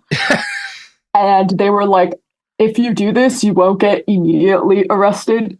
But keep in mind, they said not immediately arrested. And they even clarified in their alert about this, they were like, by the way, this doesn't protect you from any future consequences. So it was why would we do that then? What is that doing for any of us? I don't think a single person took that opportunity. Back in Portland, after the detente with the school administration, things continued awkwardly but smoothly for the next day or so. Protesters continued to fortify the library defenses while students entered and exited and used it at will, although the school did shut it down early on Monday. In the meantime, protesters used the small space available to them to set up minimal infrastructure. As in Humboldt, a small kitchen tent was put up along with a larger medical tent, a designated smoking area tent, and an art station for people to make signs to hang from the barricades. Donations began coming in on Saturday night and flooded in on Sunday, to the point that by Monday, protesters had stopped accepting donations of a lot of stuff like food and water, but also things like batteries and generators, because they just didn't have room to take any more of them. During these weekend days and nights, those at the encampment discussed demands, their plans, and strategy for the future. One topic of discussion involved the houseless. Would local houseless people be welcome inside the encampment, and would they be welcome to some of the donated resources? The ultimate decision, and I hear that this was not a particularly controversial one, was yes. Now, I should also note here that the Humboldt students we talked with claimed that their school's treatment of houseless residents earlier, a couple of years ago, was one of the inciting incidents of this occupation. Obviously, the genocide in Gaza was the spark and purpose for why the occupation at Humboldt happened and why this occupation at PSU happened, but nothing happens in a vacuum. And I wanted to include this bit from the interview because I think it's interesting. We're joking that this is the third strike for administration because in 2022, the LA Times released an article about how administration was kicking homeless students off campus for living in their vehicles. Jesus. And I believe our university, out of all the Cal States, has the highest rate of homeless students. Yeah.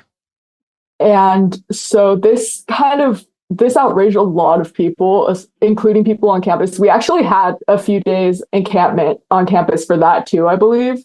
And I feel like that never really it got partially resolved, but admin was like really fighting against all the possible options because there was like a couple of people arguing that like, keep in mind, I don't even think these people were from campus, but apparently the two people like filed complaints about how the people living in their cars were like messy or something. And so one of our requests was like, okay, maybe like we could get a few more dumpsters or trash cans in the area where people are living. Yeah. And admin just totally fought back against that. And so that was like what we're jokingly calling like, oh, that was like strike one. And then strike two, we were saying, is the faculty strike that happened earlier, I think this semester. That was, I think, all over the state, but it really only lasted like one day, despite the momentum for possibly lasting longer than that. And admin sent out an email saying like, if your faculty isn't holding classes, put their names here. Jeez. And obviously all of us were like, what are you talking? Like, you want us to, like, you're asking us to snitch on our, like, professors and faculty right now. So that's what we're joking is, like, strike two, because we're like, we're not doing that. And then this is what we're calling strike three. And I was, like, joking earlier to everyone. I was like, strike three and we're out? Strike three and they're out? And everyone was like, yeah, I freaking hope so. Campus occupations like this are always complex things, not just in the different motivating factors that come together to make situations like this possible, but in the ways in which extant student groups and organizations that arise spontaneously due to the pressures of the moment interface and interact. When I arrived at the encampment at about 1 p.m., I was introduced to several media liaisons for the occupation. They were extremely careful with what they said. A lot of it was just kind of repeating the list of agreed-upon demands that the protesters had come up with. I did ask about a few other things. I wanted to know how protests in 2020 and protests on other campuses had impacted the tactics being seen here. The most common response I got to my questions were variations of, that's not something we'd like to talk about. But they did go into detail on a couple of things, and one of those was what it would take to actually conclude this occupation. They noted that if representatives of the campus administration, including the president, were to come to them and make concrete steps to divest from Boeing and other military contractors that the school currently has a direct financial relationship with, that could be the basis for moving forward in some way to start reducing the extent of the encampment, possibly. So that seemed to be kind of their line. If we actually see some real evidence that the school is divesting from these military investments that they have, we'll be willing to negotiate further. But what the school has done thus far, basically just announcing a pause and saying, we'll meet about the Boeing thing later, that's not enough. The liaisons I talked to also made it clear that they found the wide wave of campus actions around the country inspiring, and that had had an impact on how things were being carried out at PSU.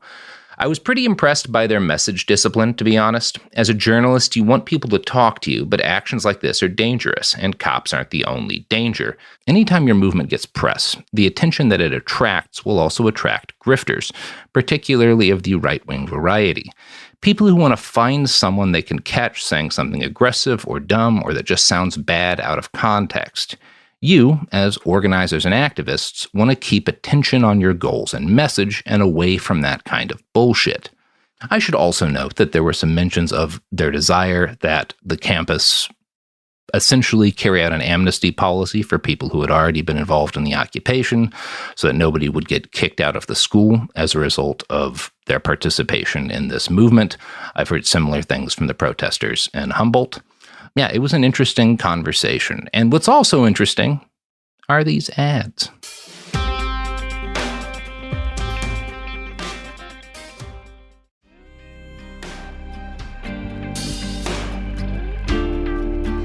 And we're back.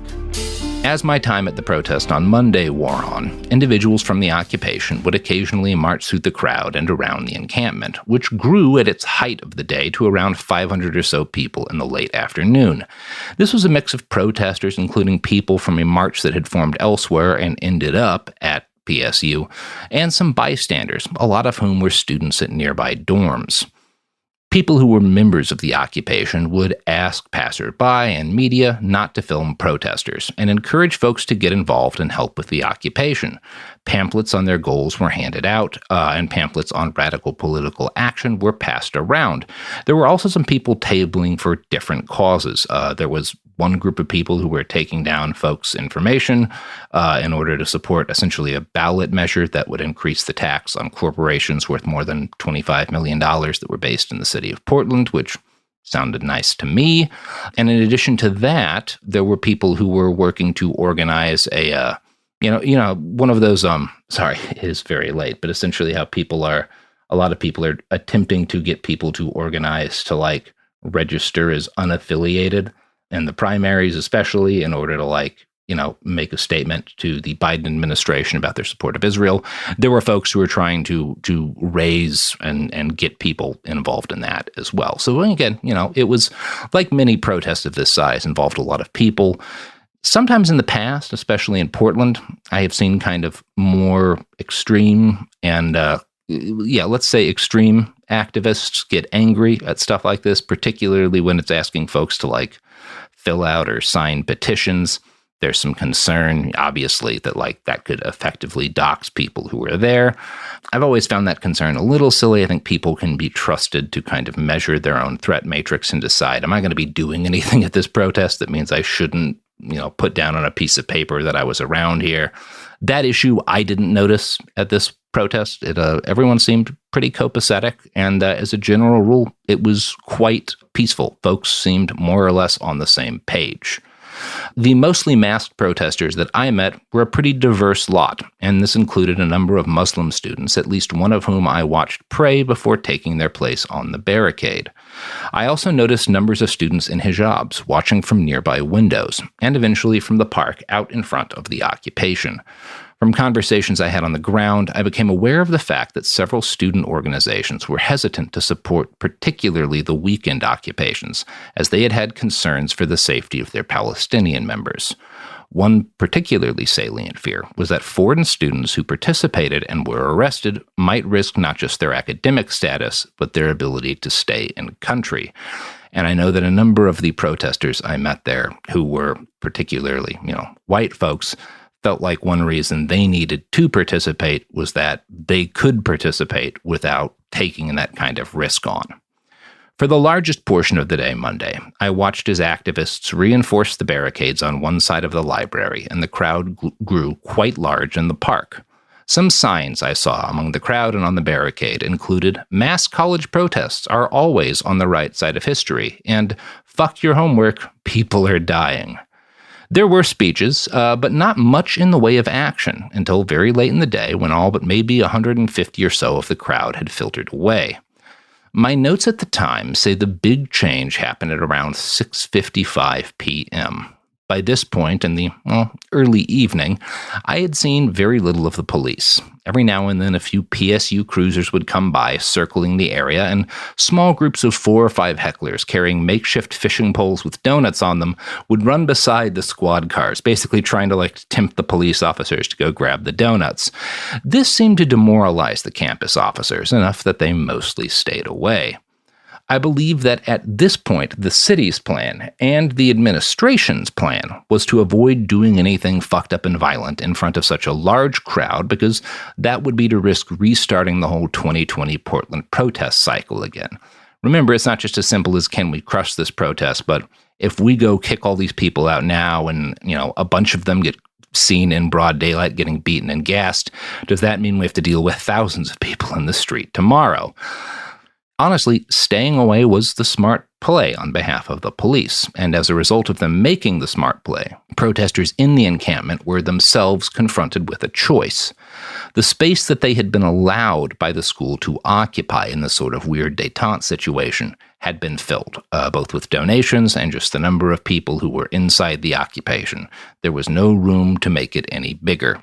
So their next options were either, number one, expand the occupation to the park, and the Portland Police Bureau has the ability, the legal ability, and obviously the gear to clear out the park. In addition, just from a tactical level, it's difficult to defend an encampment in that park the way that it's set up. You really don't have, you're kind of surrounded on all sides. The police can really mess with you. I've been gassed in that park a few times. I'm quite aware. The other option they had was take the entire library building and force a response from both PSU and the city government. This would obviously give them more room to maneuver, give them more room to take in more people, and it would force an escalation with the city government and with the school, which is, what they were looking for. Again, this is overall about particularly their school not divesting from companies that they see as complicit in the genocide in Gaza, and about, wanting to force a response from that school's leadership. There's a lot more to it than that, but that's what they were trying to do, and that's what they chose to do. A little before 7 p.m., someone on a bullhorn came out and began asking all of the people who were still there who was willing to engage in real militant action, and for those people to come help occupy the library. Those who were less willing to risk charges but still down for the cause should form ranks out in front of the property. There were people with shields, etc. They looked like little bitty phalanxes. People had a mix of umbrellas and shields, and usually 2 lines thick or so of people linking arms. And I thought at first they were just kind of getting ready for the police to come in to sort of resist the charge if they occupied more of the library. But that's not what happened.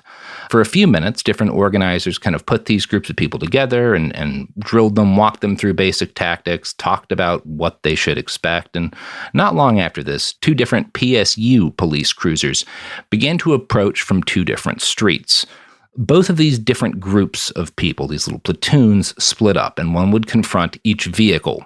The officers were badly outnumbered in both cases, and they pulled back, and essentially left the library without anyone really watching over it. The activists who were inside the library used this as an excuse to occupy the rest of the building. Once the police cruisers had been forced back, the protesters from these platoons started grabbing heavy objects that were just around them on the campus and dragging them back to fortify the entrances and exits to the structure. Much of this took the form of black-clad activists swarming onto a sports field behind the library and grabbing soccer goals, football training sleds, and other heavy pieces of equipment and using them to wall off exits and entrances to the ground floor of the building. I watched one group of protesters cut through locks to liberate a pair of dumpsters, which quickly found their way into the barricades in the front of the structure. I did not enter the library. I'm fairly certain that would have been illegal, but I did see numerous people running around on floors above ground level, setting up the space for a proper occupation. I was told by at least one person that activists were purposely keeping the interior space accessible to those with wheelchairs, and there were a number of folks with wheelchairs who I saw outside at the occupation. I did not see any specific people inside. I left after 9 p.m., having been on the ground and wearing my armor for about 8 hours the day after landing back in Portland. That was all I had in me, but quite a few people were still present both outside and inside the library when I left. Roughly an hour after I got home and started writing this episode at about 11 p.m. PST, a series of frantic late-night phone calls resulted in the president of PSU, Portland Mayor Ted Wheeler, the chief of police for Portland, and the city DA Mike Schmidt holding an emergency press conference. Local KATU reporter Tanvi Varma summarized the conference message this way on Twitter. Quote, PSU president said the protesters have damaged property and have broken into the library. She says she cannot entertain property damage or breaking and entering. She asked them to choose to engage civilly. She says they'll be asking PPB to remove the trespassers from the library. PPB police chief says he'd like to resolve this with no force or arrests. He has asked those who are breaking the law in the protest to stop. It's unclear to me at present how any of this is going to shake out. As I type this, the occupation at Humboldt is under heavy attack, and it sounds like it's going to be quite ugly. Hey, everyone. So, Again, this is a little messy because I wrote this late last night. I woke up in the morning to listen to the edit of it and some things that happened. In the early hours of Tuesday morning, about 25 people were arrested after more than 100 riot officers arrived at the Cal Poly Humboldt campus and cracked down on the Gaza protest occupation. Riot police arrived around 2:30 a.m. Legal observers say no injuries. It's kind of really unclear to me how bad it was, what actually happened. But, quite a few people have been arrested. And at this point, it looks like they're being charged with some pretty gnarly crimes, conspiracy, I think assault on a police officer. So this is one of those things that's going to be an ongoing story. The university accused the occupiers of doing more than $1 million worth of damage to university property. I'll actually just read a quote here from an MSN article. Those arrested faced a range of different charges depending on individual circumstances, including unlawful assembly, vandalism, conspiracy, assault of police officers, and others. In addition, students could face discipline for conduct violations, while any university employees arrested could face disciplinary action. That's them quoting a university news release. So that's kind of where we are with Cal Poly Humboldt. I wanted to note that the folks that we talked to, who I hope are doing well, had requested that we send people to donate to a bail fund if at all possible. If you want to find that and support the Humboldt protesters, you can go to rally.org/ARC bail fund. That's rally.org/ARC bail fund. So that would help out with those folks who currently need it. There has also been a request to call the university and request the release of Humboldt protesters for Palestine. The CPH University Police phone number is 707-826-5555. There is a suggested script, which I'm going to read here. Hi, my name is blank, and I demand the immediate release of the arrested Humboldt student and faculty protesters for Palestine. They should not be charged, let alone raided and attacked for being on the right side of history. They include but are not only Fern McBride, Olivia Fox, Jared Cruz, Ruhala Agasela, Lana Word, Allison Merton, Isaiah Morales, and Adelmi Ruiz. So that's where things are with Humboldt University. My thoughts are with the people who are arrested, the people who were forced out of the occupation. As of the recording and airing of this episode, the occupation at the PSU library is still in progress, and what will happen there is less clear. Throughout today, Tuesday, the police and city government have made some pretty aggressive statements about clearing out the occupation, about, criminal behavior there being unacceptable, about their suspicion that there's been significant damage done to university property. For their part, protesters have promised that they will not damage any books. We're going to see what's going to actually happen. What is clear to me at this point is that in the last day or so, the situation has gone from managed, something where the police were every now and then clearing out tents and it was relatively under control, to something so out of control that it necessitated a late-night press conference by the whole city government. So we will see where everything concludes with the PSU occupation. If the police come in and carry out a raid, as was done in Humboldt, or if the university administration is willing to actually come to the table and make some of these solid steps towards divesting the university from companies like Boeing, which is what the protesters are demanding. All really unclear. But yeah, we will continue to cover this.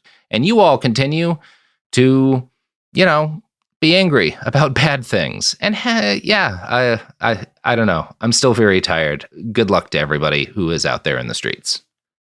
Robert Evans here, and I wanted to give an update on Wednesday night. I'm recording this around 4:40 p.m. on Wednesday, but a day after I recorded the original ending to this. Some more stuff has happened.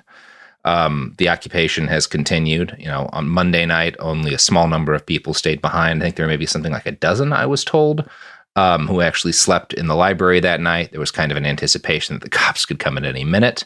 The next day, word spread about the occupation, and there were a lot more people in the library on Tuesday night.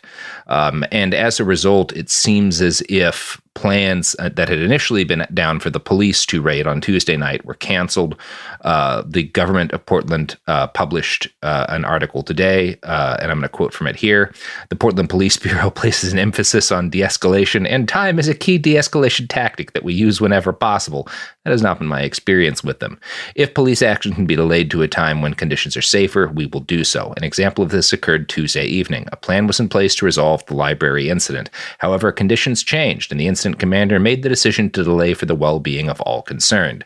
My guess is that the conditions that changed largely were how many people were on the ground, as well as the fact that they didn't feel comfortable with their understanding of how much access students had gotten. They didn't have a full operational plan involved. The police publication notes that there was a rumor circulated that the planned operation was scuttled due to a decision made by the DA's office. This is because the current district attorney, Mike Schmidt, is considered a progressive. He made a decision not to prosecute all of the acts that he could have prosecuted in 2020 and has been kind of consistently attacked by the police and by conservatives in the city for this decision ever since. Schmidt did prosecute quite a few people in 2020 and beyond, and has, from the beginning of all of this, said that his office will prosecute students involved and anyone else involved with the occupation. I think this is just election year messaging by the police going after Schmidt because they want more of a hardliner in. In either case, nothing was done Tuesday. The occupation continued to spread. On Tuesday night, students had a movie night. On Wednesday night, as I record this, there's a barbecue. And a lot of this is occurring kind of outside of the library and like the lawn area around it. The idea basically being to keep numbers up in and around the library occupation to make it more politically costly and just harder for the police to actually force everyone out. While all this has been going on, faculty and student organizers have been meeting with the president of the university.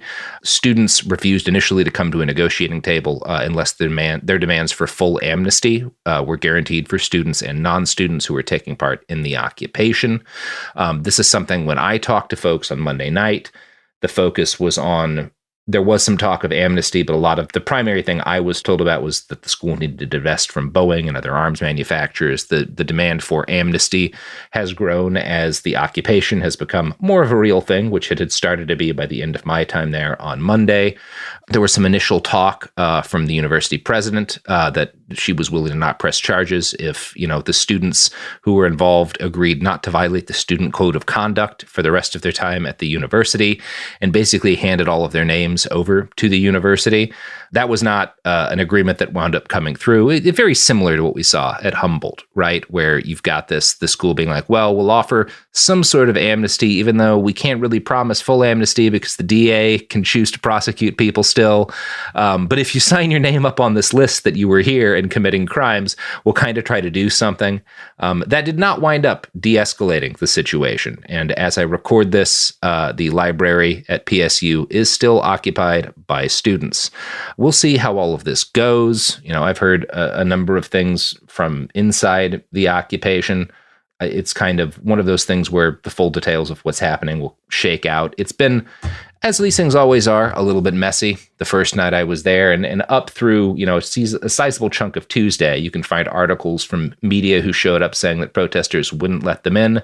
And then at some point, the people at the gates, so to speak, changed, and a number of press got in and took some pictures of the occupation. You can find those online. There's a lot of local reporters, KOIN and whatnot, who have published different things about the occupation.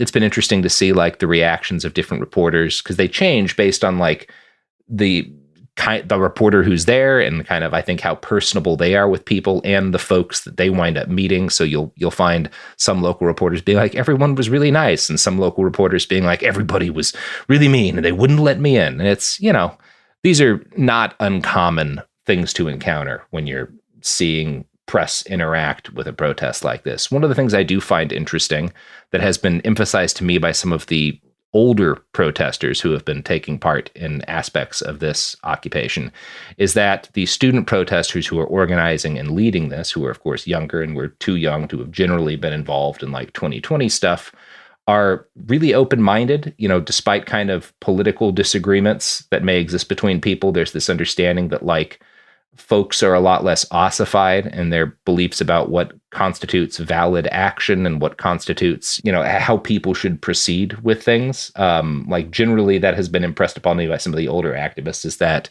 these younger student organizers seem much more open-minded and optimistic about accomplishing things and trying new things. And this is definitely a different kind of occupation Portland has seen. I noticed some of that on the first night. Earlier in the recording, I made that comment about how I noticed that people were out kind of taking petitions and whatnot for different bills, taking advantage of the fact that there was a crowd who had gathered for the protest, and that in the past I had seen folks like that have issue with members of the crowd. And I didn't really notice that this time. And I guess maybe that comes down to some of what some of these older activists have told me, which is that a lot of the student organizers here are kind of less set in some of their ways. We'll see as this all continues to develop. There's a very good chance that by the time you hear this episode, by Thursday morning, the police will have raided. That's definitely been happening all around the country. As we have researched and recorded these episodes, there have been police crackdowns at Columbia University, at UC San Diego, at UCLA. We've seen, a lot of pretty hideous things on the news in regards to these student occupations. And there's a very good chance that Portland will have joined that parade of ugly videos by the time this comes up. But as I record this, there's a barbecue going on. And I hope that will be the case tomorrow as well. Bye.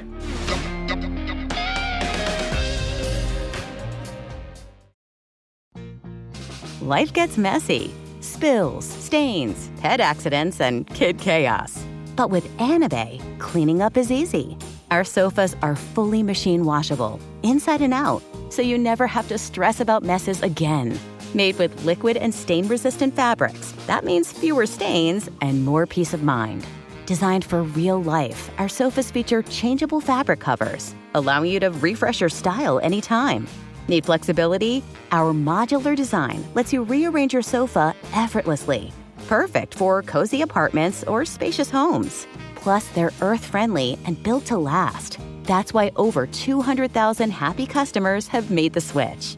Upgrade your space today. Sofas start at just $699. Visit washablesofas.com now and bring home a sofa made for life. That's washablesofas.com. Offers are subject to change and certain restrictions may apply. Support for the show comes from Public, the investing platform for those who take it seriously. On Public, you can build a multi-asset portfolio of stocks, bonds, options, crypto, and now generated assets, which allow you to turn any idea into an investable index with AI. It all starts with your prompt. From renewable energy companies with high free cash flow to semiconductor suppliers growing revenue over 20% year over year, you can literally type any prompt and put the AI to work. It screens thousands of stocks, builds a one-of-a-kind index, and lets you backtest it against the S&P 500. Then you can invest in a few clicks. Generated assets are like ETFs with infinite possibilities, completely customizable and based on your thesis, not someone else's. Go to public.com/podcast and earn an uncapped 1% bonus when you transfer your portfolio. That's public.com/podcast. Paid for by Public Investing. Brokerage services by Open to the Public Investing Inc. Member FINRA and SIPC. Advisory services by Public Advisors LLC, SEC registered advisor. Generated assets is an interactive analysis tool. Output is for informational purposes only and is not an investment recommendation or advice. Complete disclosures available at public.com/disclosures. Flag football is exploding, and iFlag is leading the way. As the Guinness World Record holder, iFlag hosts premier flag football tournaments nationwide for boys, girls, high school girls, and adults. From first-time players to elite competitors, iFlag delivers top-level competition, unforgettable experiences, and a community built around the game. Ready to be part of it? Join the movement. Find your tournament and learn more at iflag.org. That's iflag.org.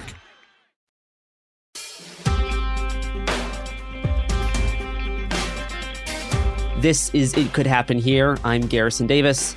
And once again, it does continue to be happening here as a massive wave of police repression is levied against students protesting the ongoing Palestinian genocide. Since it's been so busy and hectic, I thought to end this week on a bit of a lighter note. Last week, I did an episode on a new movie titled The People's Joker. an unauthorized Batman parody through the lens of a surprisingly genuine queer coming-of-age story by transgender filmmaker Vera Drew. If you want to hear me geek out about that movie and gay Batman stuff, you can listen to that episode from last week. But this episode is going to delve more into the DIY nature of this movie, some behind the scenes, and how you go from an idea to a piece of wacky queer art playing in a movie theater, or a TV show on your local cable access TV station. So I talked to two trans women who are currently making independent queer media, the aforementioned Vera Drew, as well as Ella Yerman, host of the late-night comedy show Late Stage Live. Transgender and a comedian, the two most persecuted classes. So I've been keeping up with Ella's indie transgender Gen Z comedy project since it first got announced earlier this year. I have kind of a love-hate relationship with the late-night comedy news format, and I myself have thrown around the idea of playing with that format. So when I first heard about Ella's new show, Late Stage Live, my first thought was, damn it, that's such a good title for a show, and now I can't use it. Just this immense sense of jealousy washed over me, and I've had to watch everything she's put out since then. Hi, I'm Ella Yerman. My pronouns are she, her. I am a comedian, journalist, writer living in Brooklyn. I host Late Stage Live, which is a queer Gen Z public access late night show on Brooklyn Public Access and YouTube. And I also host T for T Comedy, which is Brooklyn's premier all-trans stand-up comedy show. We film in a Brooklyn Public Access studio called BRIC, B-R-I-C, in front of a live studio audience. And the like vaguest pitch I give to people who have no idea what the show is that it's what if The Daily Show was hosted by a transgender woman. And we draw a lot of comparisons to The Daily Show by virtue of sort of similar formats. But myself and my writers are really interested in sort of, for lack of a better term, queering the late night format and sort of exploring what late night can do for a younger, more radical political audience. The Daily Show was like a really big radicalizing force, I think, for a certain generation of people. Really, Jon Stewart took that show and turned it into a really powerful tool for getting people engaged and aware of things that they might not have otherwise been aware of. But the culture has really shifted in terms of politics, in terms of media consumption since Jon started The Daily Show in the 90s. We have shows like Last Week Tonight with John Oliver. We have shows like my coworkers and bosses at Some More News. And when we have like all of the alternative media sphere, ranging from like Tucker Carlson and Alex Jones to the Young Turks to everybody and their mom on YouTube. Now, kids these days don't really watch the news. I don't know anyone my age who's tuning into MSNBC. A 2022 Statistica survey of Gen Z reported 60% of respondents never go to local or national papers for news. And only a respective 5% checked their local or national papers for news daily, weekly, or once a month. But 50% of Gen Z check social media daily for news, with 75% reporting they check at least once a week. TikTok reigns supreme for information dissemination. Over 1/3 of adults under the age of 30 regularly scroll the app for news, often treating it like a search engine, with the rest of the youths and young adults going to YouTube as well as other social media apps to fill in the information gaps, as well as podcasts such as this. My writers and I, especially Reed Pope, my head writer, and I talk a lot about just like where our generation is getting its information from and where it's consuming media and how ideas and political ideas are being disseminated, especially in the age of short form content with TikTok and the democratization of information. We did a whole episode about sort of misinformation and the democratization of information a few months ago, where there's like obviously all of these benefits to the lack of centralization of media consumption. We're seeing a lot of that with the Palestine stuff right now.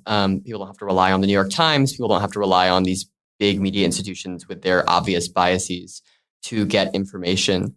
But it also sort of engenders this, I think, this very specific attitude towards intellectually engaging with information. The platforms and the systems that we use really encourage very quick opinions and fast reactions and picking up your phone and talking immediately about something as quickly as possible. Hot take political environments.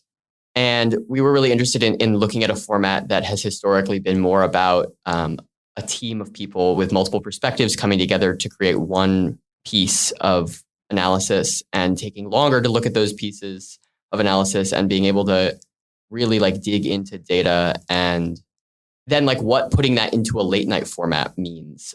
We have a live audience, which a lot of like stuff on YouTube doesn't have. And we have a lot of the trappings of like OG late night. We have like sketches and we have correspondence and we have a theme song. And a lot of that has sort of gone away as we've moved more into like a YouTube media sphere. So it's been exciting to both bring that back for like aesthetic and nostalgia's sake, and then also to sort of see what. And I think the show's in early stages, so I am excited to keep playing with this, but finding out like what exactly the package does for the content. We talk a lot about like form follows function and vice versa, but I think there's like intentionality behind presenting it as a late night show. It's not just like for aesthetic value. Speaking of late night televised comedy, The People's Joker follows an aspiring comedian who goes by Joker the Harlequin as she attempts to host a Lorne Michaels TV show legally distinct from SNL. Oh, and on her way, she transits her gender and fights Batman. The project started a few years ago because a friend of filmmaker Vera Drew jokingly commissioned her for $12 to make a re-edit of Todd Phillips's Joker movie. Phillips had been in the news cycle complaining that quote-unquote woke culture was making it too hard to make comedy, which is interesting coming from a guy who's continually made some of the most successful comedies of the past 20 years, but I digress. Here's Vera Drew talking about how The People's Joker ballooned from an ironic re-edit of the incel Joker movie into a whole new piece of queer cinema. Yeah, I started doing it. Like in earnest, I started like actually re-editing the movie, and I had worked at Absolutely Productions for years as an editor and had kind of come up as an alternative comedy editor. So, you know, at that point, it was probably just going to be like a lot of fart sound effects and whoosh noises and slips and slide whistles. But as I was working on it and kind of just making this like big piece of like found footage video art, like a narrative kind of just like fell into place, and it kind of just came in an instant, and I was just like, oh, okay, I think I actually want to make like a coming of age film, but I want to make like a parody of the Joker, like in that process, and kind of just like tell like a really earnest and super personal autobiographical story about my life and growing up in the Midwest and coming out as trans and comedy, and, you know, my relationship with my mom and toxic relationship I was in and stuff, but kind of process and mythologize all of that through Batman characters. So that's kind of the origin of the movie, I guess. I had also kind of been kicking around an idea for like a body horror, like a trans body horror movie before that was basically like about a drag queen who was physically addicted to irony and like couldn't like survive without it, but it was also like destroying her from the inside out. And the two ideas kind of like merged together into this sort of, I guess. Like Vera Drew, I watched a lot of Batman growing up, but from a weirdly young age, I was also always weirdly fascinated by late night TV. My parents never watched the news, but they watched late night. They got their news from Stephen Colbert. They got their news from, at least at a certain point, Jimmy Fallon, although that fell off quite quickly. But I've just always been incredibly fascinated by the whole late night format as a cultural source for news. At a certain point around 2017, YouTube started pushing late night clips into everyone's feeds, and everyone just got so inundated with this style of political comedy. I also grew up on The Daily Show and Colbert. My parents are both journalists, so I probably am a little biased towards being someone who did read the paper growing up, who did like watch CNN growing up. But I recognize there's this huge chunk of America who gets their news from, Colbert's monologue, from Letterman's monologue, from the Colbert Report, which is such a crazy... Very, very scary. I had so many like conservative family members who did not realize the Colbert Report was satire, and so they literally frightening. took it as a legitimate news source. Well, I mean, when Trevor Noah took over The Daily Show, they tried to do like their version of the Colbert Report with Jordan Klepper's The Opposition, and I think there were a number of reasons that didn't work out. But one of them being that the Colbert Report was parodying the other Fox News guy. Yeah, it was parodying that whole like realm of people, and the Opposition was parodying InfoWars, which is almost an unparodyable thing. So like the right wing media ecosystem has shifted so far that you can't really get a Colbert Report now. It just doesn't work.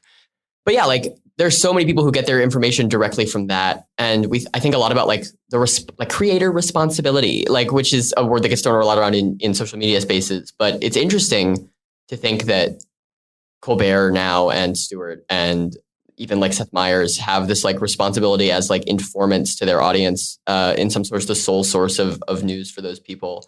When we were writing our misinformation piece, we did talk about how in 2015 there was a poll that came out that said that like the majority of liberals, like the highest percentage of liberals, got their news from The Daily Show with Jon Stewart.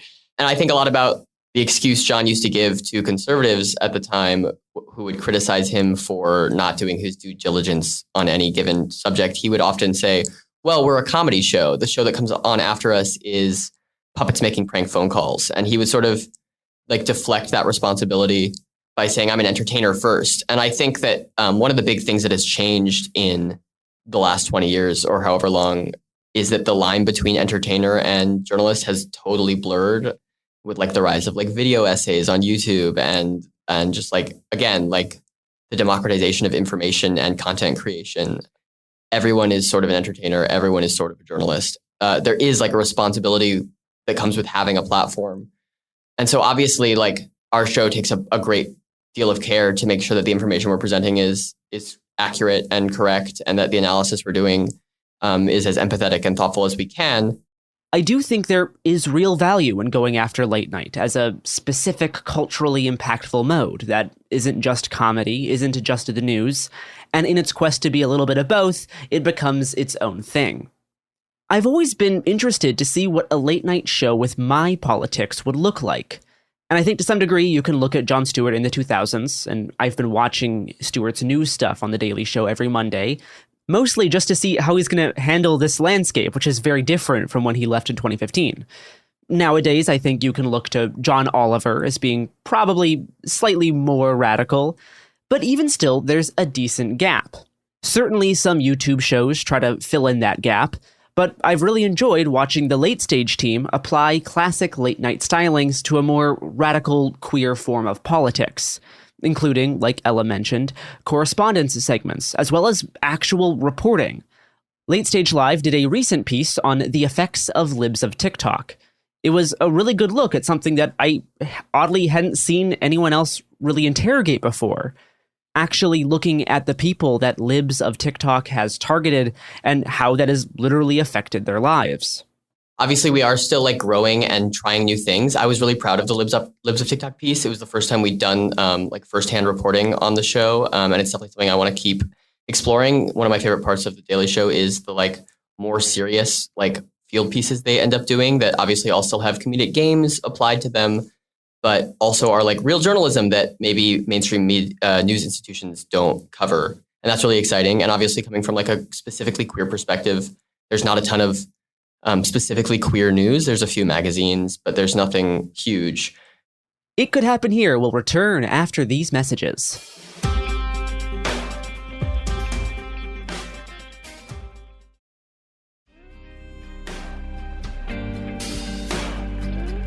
We now return to It Could Happen Here.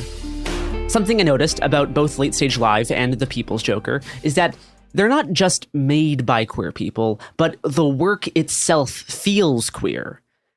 I think part of the reason why is that both carry this spirit of patchwork and collaboration, proudly featuring a sense of punkish outsideness that's uninterested in being tamed for a cis-straight audience. The end result is one wholly reflective of the community that has fostered the art's creation. To extrapolate on this, let's return to my interview with Vera Drew.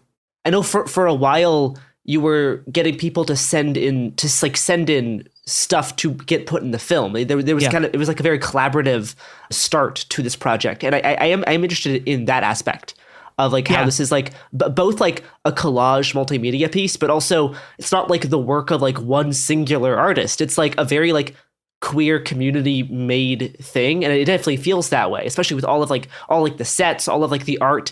It's so many different styles mashed together into like this beautiful mosaic. And I'm interested in like your decision to have it be that collaborative thing and how that kind of came together. Thank you for asking. Because I don't really get to talk about that much. And it's definitely like a part of this that really, I think, is why the movie just feels inherently queer. You know, we had just this incredible team of people working on it. Because, you know, like I said, like I did cash in like every favor I had, you know, to cash in. But, you know, the movie started as this like video remix thing. And then I think as we were writing the script and it became more narrative driven, it was just like we were always writing this script that was very impossible to film. You know, just a very like there's a Batmobile and like, you know, who the fuck are you going to do that? But we weren't really thinking about that as much. We were just like, let's just write this movie and let's just write it as like a comic book movie. Like, let's have the tropes of a comic book movie and a queer coming of age film and just fully execute those. And, you know, I think the idea of it becoming sort of this mixed media piece was very gradual. I think like it was one of the many things about this. This movie was made very intuitively. Like I never had a budget really. I would never make a movie like this again. It was very like kind of figuring it out as you go in a lot of ways, especially just on the like business side of things. Yeah, it has that kind of Inland Empire uncanniness a little bit. Totally. There's definitely that. It's definitely I'm working backwards. This is my Inland Empire and you know, like 20 years I'll have my Eraserhead finally. Yes, yes. But it really just kind of followed that like sort of intuitive path, and I kind of announced what I was doing and I said, you know, my friend and I are making this queer Joker parody and anybody who wants to help us like, you know, right here. And I kind of at that point it still was in this kind of like loose space of what is this really? But just so many artists came forward, and most of them artists who had never worked on film or TV before.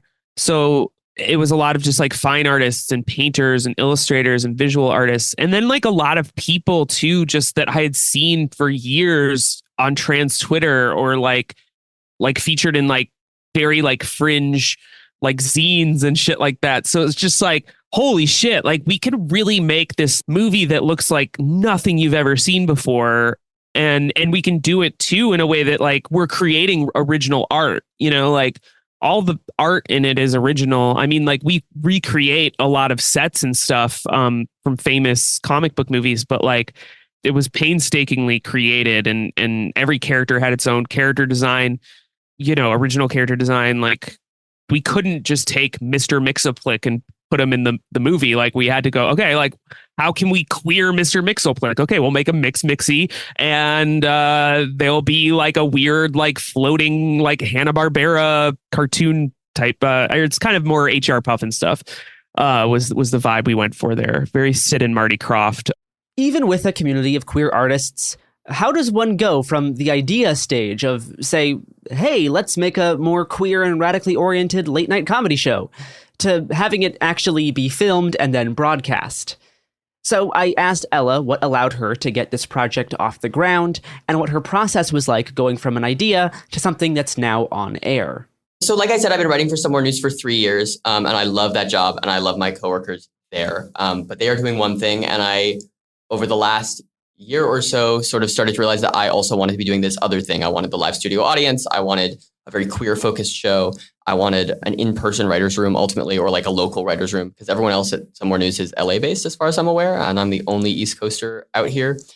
And I just wanted a whole bunch of things that Somewhere News wasn't doing. So I was like, okay, I guess I have to do that myself because there's no one else doing it that will hire me. But I'm so grateful that I had my experience with Somewhere News and continue to have my experience with them, because I structured our writer's room very similarly to them. And I took a lot of inspiration from their early stages in terms of like the creative side of things. And then in terms of like finding people and making it happen, something I've learned my whole life as a creative is that you just sort of have to fucking do it. I've been like self-producing work since I was 18. When I was 18, my community theater in my hometown had a big all hands meeting where they were like, hey, we're out of money. What do we do? And I said, you should do a Shakespeare play because you don't have to pay for the royalties for that.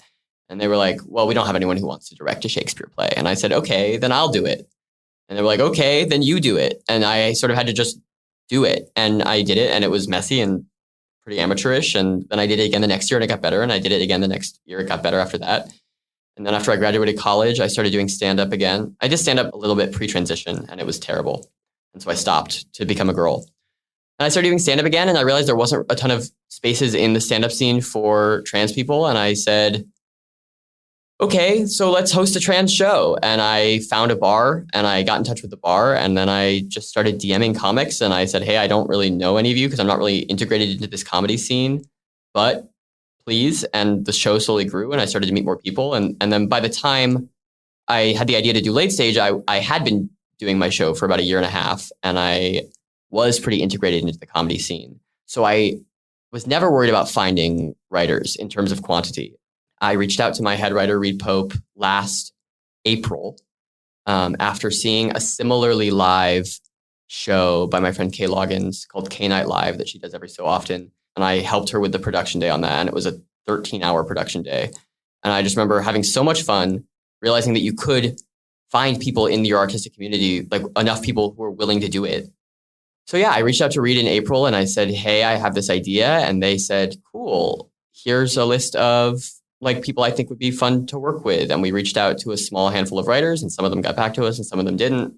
And we slowly found our team of people who were able to commit to at first monthly and now weekly writers meeting. After the writing team was assembled, they still needed to find a place to record the show. The director and executive producer, Octavia, helped find the public access station in Brooklyn that Late Stage now shoots at, which is open to the public. You have to take a 5-week course there where you get certified in all of the equipment, and then you just get to sort of reserve their space and do whatever you want there.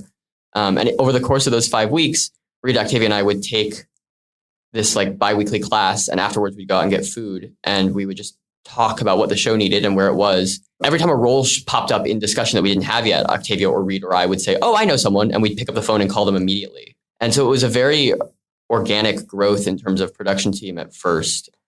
And that just comes from like working within your own community and like finding an artistic community. I don't think I could be doing this 2 years ago. Like I'm really grateful for having hosted a stand-up show for many years first to integrate myself into that community and knowing a lot of like hardworking, multifaceted artists. Once again, the ability to make friends, both in your local community and even online, remains one of the best ways to get shit done. The collaborative multimedia collage aspect not only imbues a project with a sense of DIY queerness, it also makes tackling a project as gargantuan as The People's Joker a bit more feasible. We'd have these like artists with like, you know, like Maddie Forrest makes beautiful puppets and just beautiful art. So it's like, okay, like obviously we're gonna ask Maddie to make the Mixoplick puppet, and like it'll be like a Sid and Marty Krofft puppet. And like one of the other artists that came through was Salem Hughes, who makes these like 3D, like low poly 3D models. And at that point it was like, okay, well that obviously has to be like our Bat Cave. Like we'll make it look like a Doom, like N64 video game or something. And the Batmobile too. So it's just kind of like breaking up everybody's role into these individual pieces and like kind of going by like both physical locations, like reserving one artist for each physical location that we'd see pop up in things. You know, like Paul McBride did all of the Joker apartment shots, and we recreated Joaquin Phoenix's Joker apartment, but, you know, changed the color and the wallpaper and blah, blah, blah. And Paul, again, like another person who just like Paul just makes 3D models just to like relax, I guess. Like he just makes these beautiful interiors, and it was like, okay, cool. We'll make like a beautiful, like hyper realistic interior.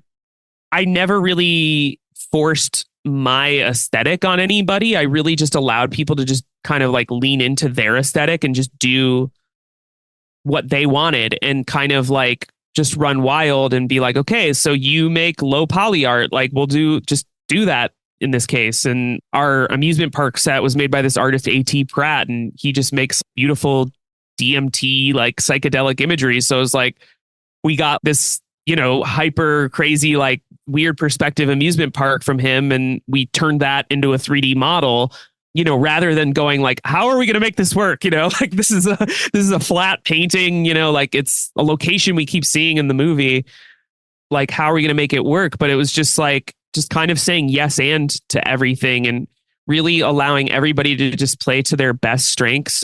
And I knew that like my voice and my vision were always going to be there. Like my face was going to be on screen for most of the movie. And like, it's my story. Like I was never really worried about losing myself or disappearing in the art at all. And instinctually, I just kind of knew it would make the movie feel very queer. And that's really just what it was. Like it was really just this big kind of DIY community art project. And it was a big task for me to kind of like find the unified aesthetic. But thankfully, like I've done VFX. I had a lot of other VFX artists helping me work on the film. And we were able to kind of find a through line in the way like all filmmakers have to, you just stick to a color scheme, you stick to a very certain type of pacing and, and musically too, like I think we really like were able to like bridge a lot of the things together just by like having constant music playing. And, I think I was really influenced by Natural Born Killers and Pink Floyd's The Wall and also Hedwig and the Angry Inch. I think were like kind of the big three, and also Return to Oz. Those are the big four. And just to round it out to five, then Batman Forever, of course. But I think like a movie's never really been made. I think plenty of movies are made like this all the time, like where these like little communities of people get together. But like this was like an intercontinental kind of community project. And it was beautiful. Like I'm so glad we did it. And it was an opportunity to really hopefully like get a lot of artists visibility in spaces that they normally wouldn't be visible, and an opportunity to like work with a lot of really talented people and allow them and make them feel valued. I just worked on so many things where it's like you get art back from somebody and then you're like, we got to send this back, or you're fired, or whatever. And this is like, I never wanted it to be that. It was very much like, this is kind of all of our movie in a way. And now that the movie's out there too, I really think of it. It's like, it's got its own life. Like it's kind of no longer mine. And it kind of never really was. It was always like ours. It was always mine and my friends and, all the people that worked on it with me. And I think that is just really cool. And thanks for giving me the opportunity to talk about it. Cause I think it's one of the things that kind of gets lost about this project a lot just because of how personal it is and because of like our legal stuff. But like, I would have never been able to make this if it wasn't for the team. We will return to It Could Happen Here after these messages.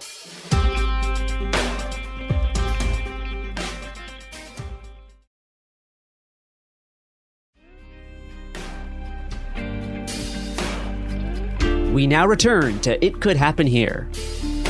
What I find most inspiring about projects like The People's Joker and some of the other indie no-budget trans films by filmmakers like Alice Mayo McKay and Mia Moore, as well as projects like Late Stage Live, is that they demonstrate that we don't need to rely on big studios or big production companies to greenlight things in order to make our own stuff.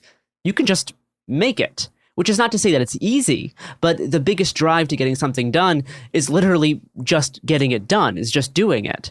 And if people see you doing a cool thing, oddly enough, some of them will want to help you, which is kind of a bizarre notion, but it does end up being true.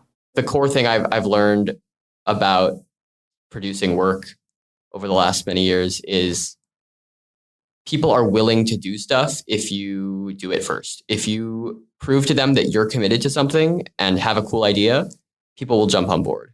Yeah, and I think that's been proven by how excited our audience has been for the show, how willing people have been to jump on, and our entire crew and writing staff is volunteer right now. We're making a little bit of money on Patreon, but certainly not enough to pay the like 20 plus person team that ends up working with us every month. Although that is the goal down the line. But yeah, people are willing to do a cool thing and volunteer their time. Artists want to be making stuff. And so it's just about doing it. And then just doing it again. When I first started hosting my stand-up show, we did it the first time and I spent months like thinking about it. And after the first month, I was like, oh my God, that was so hard. How am I going to find enough trans comics to do it a second time? How am I going to have the energy to do it a second time? And my boyfriend at the time said, if you want it to be a monthly show, you just have to do it every month for a while, even if it sucks. And then eventually it will suck less. And he's right. He's still right. And I'm still doing that show 2 years later. And we did Late Stage the first time, and it was several months push to get the first script out. And we got the first episode out and we were like, oh my God, okay, let's do this again in 1 month. Can we do it? And we did it a second time, and it was also fun and good. And then you just like figure out how to make it easier each time. And I will not deny that it is hard work. We are all slowly killing ourselves to make this show. I work a 40-hour food service day job that I came directly from to do this interview. Everyone else on my show is either working full-time on top of the show or unemployed and slowly losing money at various stages. People like to fire queer people. So every few weeks, someone comes into a writer's meeting and is like, guys, I lost my job. Haha. So I will not deny that it's hard. And I don't ever want someone to think me saying just do it is like, it's easy, because it's a lot of work. And all of my team is like incredibly talented and has years of experience doing things. Everyone in the comedy scene in Brooklyn talks about like wanting to get staffed on a late night show, which is awesome. And I would love to get staffed on a late night show. Like that, though, that's the coveted job at the end of the line for the stand-up community. But like, you don't have to wait for that. You can just make the work you're doing. And I've had conversations with my writers where they've all been like, this has been a really cool opportunity, because at the very least, I've sort of found out if I would actually want to write on a late night show. We talk about that as a coveted job, but maybe I don't want to do that. It's a very different skill than stand-up. And that's been a fun learning curve as well, as hiring a bunch of stand-ups to write long-form political analysis. You sort of have to herd cats to some degree. Even with a supportive community, the work can be really grueling, and the road from a finished movie to being on the big screen can be a monumental challenge. The People's Joker is slightly unique in this way because of its peculiar copyright status of being a fair use superhero parody, using some of our culture's most recognizable iconography to tell a very personal story. Right before the movie was set to premiere at TIFF, the Toronto International Film Festival, back in 2022, Warner Brothers sent a vaguely worded but threatening letter, which resulted in The People's Joker being pulled from the festival, save for one late-night screening. Yet throughout the legal chaos, Vera Drew remained steadfast to ensure the movie would be released the right way, on the big screen where it belongs. This film has had like a troubled history, some might say. And how are you able to like stick with this project after encountering like hurdles and problems? Like, because like at a certain point, it's like, is this like a sunk cost fallacy or something? Like how did you decide to like actually stick with this and like really fight for this as a piece of like expressive art? Gosh, I mean, I feel like I just didn't have like a choice really. Like, I think with the movie done, and with how well just our first screening at TIFF went, like, it was just like, I was kind of at a point where I could shelve it. Like, because that was really the other option, put it just away for a few years and come back and maybe like, in public domain is a little bit more, it falls under public domain because it will. And like, I mean, at least, Joker and Batman will be in public domain in 10 or 15 years. So like, that was like an idea, I guess, that was floated to me a few times, but I was just like, I didn't want to wait that long. And I really put all I had into this movie, like I cashed in every favor I had ever accumulated in Hollywood financially. Like I took out a huge loan to finish it. And it was just this big, deeply personal thing that I had made that originally really was just for me and my friends. Like it was just kind of a thing that I had just made, maybe I would have shown it to like my Patreon or something. But like after a certain point, like it once we had that like premiere, it was just like I can't just post this to YouTube. I can't like just dump it somewhere or like shelve it. All my agents and stuff, I have way too many agents now, and they all were like telling me that basically like it's okay that it's not coming out. We can basically just use this to get the next project going. But I mean, I quickly realized in that process, like this movie is like a fucking, like you don't show this movie to a studio executive and then they immediately are like, yeah, let's hire this person. They just want to like have lunch with this crazy bitch who made the Joker movie, like, so it was like, it just quickly became clear, like where, like, kind of just the people around me who had the best interest of the movie at heart, and also like just what felt bad and what felt right. And what felt right really was like taking the movie out just to festivals and kind of doing like a secret screening tour, which is what we did. And that was really exciting and kind of like a Joker-fied way of sort of getting this movie out there. And that was really just on an emotional and like personal level, really what carried me through. I was lucky enough to be in attendance at one of the secret festival screenings a few years back, and I was delighted to hear that nearly 2 years after it initially premiered at TIFF, The People's Joker was able to secure a distribution partner to put the movie in theaters nationwide. So once again, I was fortunate enough to rewatch a piece of queer Batman art that otherwise would have never been made under Warner Brothers' thumb. And I think this is also the case with Late Stage Live and many of these new independent queer projects. They most likely would not be produced by one of the massive media conglomerates that controls almost everything you see. The small independent nature of these productions actually gives them an opportunity to be much more queer and politically radical than what would be allowed under Disney, Universal, Sony, Paramount, Warner Media Incorporated. We're like obviously far more radical politically than any other late night show on the air right now. And it's something we've been thinking about as we attempt to scale and try to find like people who are going to fund us, is that there are certainly people who could give us a lot of money who would also then really want to like limit the kind of speech we can make and the kind of opinions we can have. And so there's obviously a balance as we look for funding and growth opportunities. But BRIC, the public access network, is their whole thing is free speech. And so part of working with them is their commitment to free speech and radical programming. I'm really interested in the choice to have it also be on cable access. I find that to be oddly compelling in an interesting way. And I wonder like what led you to that decision? So part of that is like rules and regulations at BRIC, the studio. So you take a $100 5-week class with them to learn how to use their stuff. And they offer a lot of other classes too. You can like take a podcasting class to use their podcasting studio, or a field class to be able to rent out equipment and go do stuff in the field. A lot of people make documentaries with their equipment. It's a very cool team. If you're in Brooklyn, you should go work with BRIC. They're awesome. But one of the contingencies of working in their space is that when you film something with them, you do eventually owe them a product that they air on their network. And that for us is the show. We're not doing a ton of other stuff right now. Although, you know, with infinite money and time, we would love to be doing many other things. But BRIC is awesome and really values like free speech and creator freedom. And so even though we owe them a product, we get retained full ownership of our stuff. And so the way it is in this zany internet landscape is that YouTube is the place to get eyes on a project. Like if I thought that public access TV was going to be the place to like blow up, I maybe would be like focusing much harder on promoting that end of distribution. But I think for what we're making and what we're doing, YouTube and the internet is like how to build an audience.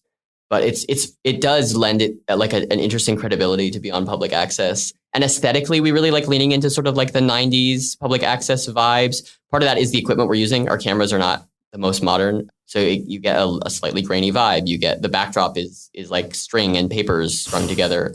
We're filming in 4:3, which is a really strong decision. Well, actually, we film in 69. We export in 4:3, whatever. But it like gives us a very distinct visual look, I think. Next episode, we'll talk more about how so much queer video art feels like it's forced to be on YouTube and attempts to break out of that bubble. When The People's Joker was stuck in legal limbo, there was a lot of pressure just to put the film up online for free. And as much as patience is painful, resisting that urge and waiting for the right distribution partner to come along really paid off in the long run. I was just surrounded by other filmmakers in the genre community and, you know, who would see the movie at this festival and be like, you need to just wait. Like the person who's going to help you is going to come. And if that doesn't happen, like you can self-distribute, which I did not want to do. Like at a certain point, it was just like, I had spent so much money finishing it. I would have ruined my life, I think, if I self-distributed it. Like I just couldn't, I didn't have the bandwidth, and I want to make films. I don't want to distribute them at this point. Like maybe someday, but like right now, I just like want to tell as many stories as I can. I had a lot of support around me, and there was just so much enthusiasm from, you know, people like you who saw it at festivals last year, who like were basically like, holy shit. And just all the kind of responses we're seeing now to it. Like I got little like microdoses of that last year, which literally was, I mean, I it's probably fucking tacky to say, but it was just the darkest year of my life. I was really just an anxious mess the entire time. But I really did make this movie to like not only understand myself and sort of mythologize my life and my friends' lives and stuff like that, but like I made it to like get better. Like I made it to kind of heal not only my relationship with like my gender, but my family and my art and like how I want to make stuff. And I think what's really beautiful, what happened in that like dark period and up until now, and even right now, this movie does really require me to take care of myself emotionally and mentally in ways that are what I've always needed. So it's been a cool kind of just like really expensive therapy ultimately, even though a lot of it's been really grueling. That does it for this week at It Could Happen Here. In the next episode after the weekend, I'll conclude my conversation with Vera Drew and Ella Yurman, talking about the pitfalls of representation, moving beyond the YouTube bubble, and the future of queer filmmaking. You can go to thepeoplesjoker.com for information on tickets and showtimes, and you can find Late Stage Live by that name on all platforms. And to support the show, you can get behind-the-scenes content on Patreon at Late Stage Live. Solidarity to everyone out there this week. See you on the other side. Hey, we'll be back Monday with more episodes every week from now until the heat death of the universe. It Could Happen Here is a production of Cool Zone Media. For more podcasts from Cool Zone Media, visit our website, coolzonemedia.com, or check us out on the iHeartRadio app, Apple Podcasts, or wherever you listen to podcasts. You can find sources for It Could Happen Here updated monthly at coolzonemedia.com/sources. Thanks for listening. Time for a sofa upgrade? Introducing Anabay Sofas, where designer style meets budget-friendly prices. Anabay brings you the ultimate in furniture innovation with a modular design that allows you to rearrange your space effortlessly. Perfect for both small and large spaces, Anabay is the only machine-washable sofa inside and out. Say goodbye to stains and messes with liquid and stain-resistant fabrics that make cleaning easy. Liquid simply slide right off. Designed for custom comfort, our high-resilience foam lets you choose between a sink-in feel or a supportive memory foam blend. Plus, our pet-friendly, stain-resistant fabrics ensure your sofa stays beautiful for years. Don't compromise quality for price. Visit WashableSofas.com to upgrade your living space today. Sofas start at just $699 with no-risk returns and a 30-day money-back guarantee. Get up to 60% off, plus free shipping and free returns. Shop now at WashableSofas.com. Offers are subject to change and certain restrictions may apply. Wellness doesn't have to be complicated. Sometimes it's just how your home feels when you walk in the door. Pura Plus lets you create soft, feel-good moments with premium fragrances in open concept spaces, automatically, beautifully, and effortlessly. For a limited time, get a free Pura Plus diffuser with your first scent subscription. 2 cents for 12 months, risk-free for 30 days. Calm your space, lighten your day. Visit Pura.com today. There's a fire inside you can't ignore. Stand still? Not a chance. You're a lifelong learner who's come this far. Now, we're here to help you keep going further. Capella University. What can't you do? Visit capella.edu to learn more. Flag football is exploding, and iFlag is leading the way. As the Guinness World Record holder, iFlag hosts premier flag football tournaments nationwide for boys, girls, high school girls, and adults. From first-time players to elite competitors, iFlag delivers top-level competition, unforgettable experiences, and a community built around the game. Ready to be part of it? Join the movement. Find your tournament and learn more at iflag.org. That's iflag.org. This is an iHeart podcast. Guaranteed Human.